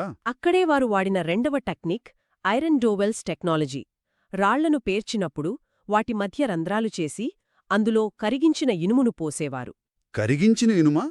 12వ శతాబ్దంలో ఇనుమును ద్రవరూపంలోకి మార్చడమంటే అప్పటి మెటలర్జీ ఏ స్థాయిలో ఉండేదో. అవునండి. ఆ కరిగించిన ఇనుము గట్టిపడి రాళ్లన్నీ దృఢమైన ఫ్రేమ్లాగా బంధించబడేవి. ఇక మూడవ అద్భుతం తేలియాడే ఇటుకలు లేదా ఫ్లోటింగ్ బ్రిక్స్. ఇందాక పైకప్పు కోసం వాడారన్నారు కదా. అవేనా? శాండ్బాక్స్ పునాదిపై బరువు పడితే కుంగిపోయే ప్రమాదముంది కాబట్టి విమానం కోసం సన్నని రంధ్రాలున్న తేలికపాటి ఇటుకలను వాడారు. ఇవి నీటిలో వేస్తే తేలేంత తేలికగా ఉంటాయి. నిజంగా మైండ్ బ్లోయింగ్. ఇక శిల్పకళా వైభవం గురించి చూస్తే ఈ పత్రాల్లో రామప్ప గుడిలోని నల్లటి బసాల్ట్ రాతితో చేసిన నంది విగ్రహం గురించి ప్రత్యేకంగా ప్రస్తావించారు కదా. ఆ నంది మెడలోని గంటలకు ఇచ్చిన మెటల్లాంటి ఫినిషింగ్ ఆశ్చర్యపరుస్తుంది. అవును, శిల్పకళలో వారి ఇతివృత్తాలు కూడా చాలా లోతైనవి. రామాయణ, మహాభారత ఘట్టాలు, క్షీరసాగర మథనం, శివపార్వతీ కళ్యాణం చెక్కారు. అలాగే త్రిభంగిమలో ఉన్న మదనికలు, నాగినుల శిల్పాలు ఎంతో ఆకర్షణీయంగా ఉంటాయి. డాన్స్ ఫామ్స్ గురించి కూడా ఉన్నట్టుంది. అవును, జాయపసేనాని రచించిన నృత్యరత్నావళి గ్రంథం ఆధారంగా చెక్కిన పేరిణి శివతాండవం శిల్పాలు ఈ గుడిలో ప్రధాన ఆకర్షణ. విదేశీయులతో అంటే ఈజిప్షియన్లు, పర్షియన్లతో ఉన్న సంబంధాలను సూచించే శిల్పాలు కూడా ఇక్కడ కనిపిస్తాయి. ఇదంతా ఒక ఎత్తైతే నన్ను బాగా ఆలోచింపజేసిన మరో అంశం వాటర్ మేనేజ్మెంట్. చెరువులు, గుడులు, ఊళ్ళో ట్యాక్స్ టెంపుల్ కాన్సెప్ట్ గురించి మనం మాట్లాడుకోవాలి. ఎక్కడ గుడి కట్టినా దానికి అనుబంధంగా ఒక పెద్ద చెరువు, ఊరు. అవును, రామప్ప సరస్సు గణాంకాలను పట్టికల ఆధారంగా చూస్తే 2 మట్టి దిబ్బల మధ్య నిర్మించిన ఈ చెరువు సామర్థ్యం 2912 టీఎంసీలు, 35 అడుగుల లోతు, 610 మీటర్ల పొడవు, 10,000 ఎకరాలకు 2 పంటలకు సాగునీరు అందించే వ్యవస్థ ఇది. వరంగల్లో గణపతిదేవుడు నిర్మించిన పాఖాల సరస్సు కూడా ఒక అద్భుతమే. ఇన్ని వేల ఎకరాలకు సాగునీరివ్వడమంటే మాటలు కాదు. ఇక మన ముందున్న ఈ పట్టికలలో ఇతర ముఖ్యమైన ఆలయాలు, సామాజిక అంశాల గురించి ఒక లిస్టిచ్చారు. దాన్ని పరిశీలిద్దాం. ఈ టేబుల్ని మనం గమనిస్తే మంథనిలోని ఘోమటేశ్వర ఆలయం, అలాగే ఘన్పూర్ కోటా దేవాలయంలో సంగీత వాయిద్యాలు వాయిస్తున్న నాయికల శిల్పాలు చాలా అద్భుతంగా ఉంటాయి. నల్గొండ జిల్లాలోని పిల్లలమర్రి ఆలయాలు కూడా ఈ జాబితాలో ఉన్నాయి కదా. అవును, క్రీస్తు శకం 1195లో నిర్మించిన ముక్కంటేశ్వరాలయం, 1203లో కట్టిన నామేశ్వరాలయం, అలాగే నగులపాడు దేవాలయంలో రావణసభను చూపే రామమండపం, ఇంకా పరివేరా, కొలనుపాక ఆలయాలు ఈ పట్టికలో కనిపిస్తాయి. ఈ పట్టికల్లో మరో ఆసక్తికరమైన సామాజిక కోణం కూడా దాగి ఉంది. ఈ దేవాలయాలు కేవలం పూజాస్థలాలు మాత్రమే కాదు గదా, బ్యాంకులుగా, పాఠశాలలుగా కూడా పనిచేశాయని ఇందులో వివరించారు. ఇక్కడే మనం త్రిపురాంతకం శాసనం గురించి చూడాలి. పెరికలు అనబడే రవాణా చేసేవాలికి దేవాలయాల నిర్వహణలో పాలు పంచుకున్నందుకు పన్ను మినహాయింపులిచ్చేవారని దీని ద్వారా తెలుస్తోంది. సమాజంలోని అన్ని వృత్తుల వారిని గుడి వ్యవస్థతో అనుసంధానం చేశారు. అంతేకాకుండా ప్రఖ్యాతిగాంచిన కోహినూర్ వజ్రం కూడా కాకతీయుల కాలంలోనే ఇక్కడి గనుల్లో తవ్వబడిందని చరిత్ర చెబుతోంది. మన నేల ఎంత సంపన్నమైనదో అర్థమవుతోంది. ఖచ్చితంగా. సరే, మనం ఈనాటి మన లోతైన విశ్లేషణ ముగింపు దశకు వచ్చేశాం. ఒకసారి వేగంగా రీక్యాప్ చేసుకుంటే ముఖ్యమైన సంవత్సరాలు 1163 1000 స్తంభాల గుడి, 1173లో మొదలై 1213లో పూర్తయిన రామప్ప గుడి, జులై 2021లో యునెస్కో గుర్తింపు. అవును, అలాగే కీలక వ్యక్తులు రుద్రదేవుడు, గణపతిదేవుడు, రుద్రమదేవి, రేచర్ల రుద్ర, రామప్ప, జాయపసేనాని. అద్భుతమైన ఆర్కిటెక్చరల్ ఆవిష్కరణలైన శాండ్బాక్స్, తేలియాడే ఇటుకలు, త్రికూట నమూనా ఇవన్నీ ఈరోజు తెలుసుకున్నాం. వాటన్నింటితో పాటు ట్యాంక్, టెంపుల్, టౌన్ మోడల్ గురించి కూడా చూశాం. అయితే ఈ విషయాలను నేటి ఆధునిక ప్రపంచానికి అన్వయించుకుంటూ ఆలోచిస్తే నాకొక ప్రశ్న తలెత్తుతోంది. ఏంటది? 800 ఏళ్ల క్రితం ఎలాంటి యంత్రాలు లేకపోయినా కాకతీయులు ప్రకృతిని ధ్వంసం చేయకుండా స్థానికంగా దొరికే రాళ్ళు, ఇసుకతో 1000 సంవత్సరాలు నిలబడే కట్టడాలను నిర్మించారు. కాని నేడు మన దగ్గర అత్యాధునిక కాంక్రీట్ టెక్నాలజీలు ఉన్నాయి. ఇన్ని ఉండి కూడా వాతావరణ మార్పులను తట్టుకొని కనీసం 100 సంవత్సరాలు గ్యారంటీగా నిలబడే భవనాలను మనం నిర్మిస్తున్నామా? సుస్థిరమైన భవిష్యత్ నగరాల నిర్మాణం కోసం కాకతీయుల మోడల్ నుండి మనం పాఠాలు నేర్చుకోవాల్సిన సమయం ఆసన్నం కాలేదా? ఇది నిజంగా ప్రతి ఒక్కరం ఆలోచించాల్సిన విషయమే. ఇన్ని టెక్నాలజీలున్నా మనమెందుకంత శాశ్వతమైన నిర్మాణాలు చేయలేకపోతున్నామనేది ఒక పెద్ద ప్రశ్నార్థకమే. ఈ ఆలోచనతో ఈనాటి మన అధ్యయనాన్ని ముగిద్దాం. చరిత్ర నుండి పాఠాలు నేర్చుకుంటూ మరెన్నో ఆసక్తికరమైన విషయాలను విశ్లేషించడానికి మన తదుపరి చర్చలో కలుద్దాం. అంతవరకు సెలవు. ఈ వీడియో మీకు నచ్చినట్లయితే లైక్ చేయండి, సబ్స్క్రైబ్ చేయండి, కామెంట్ చేయండి మరియు మీ ఫ్రెండ్స్కి షేర్ చేయండి. అన్నింటికంటే ముఖ్యంగా రెగ్యులర్ అప్డేట్స్ కోసం మా టెలిగ్రామ్ ఛానల్లో ఇప్పుడే జాయిన్ అవ్వండి. మళ్ళీ వచ్చే వీడియోలో కలుద్దాం.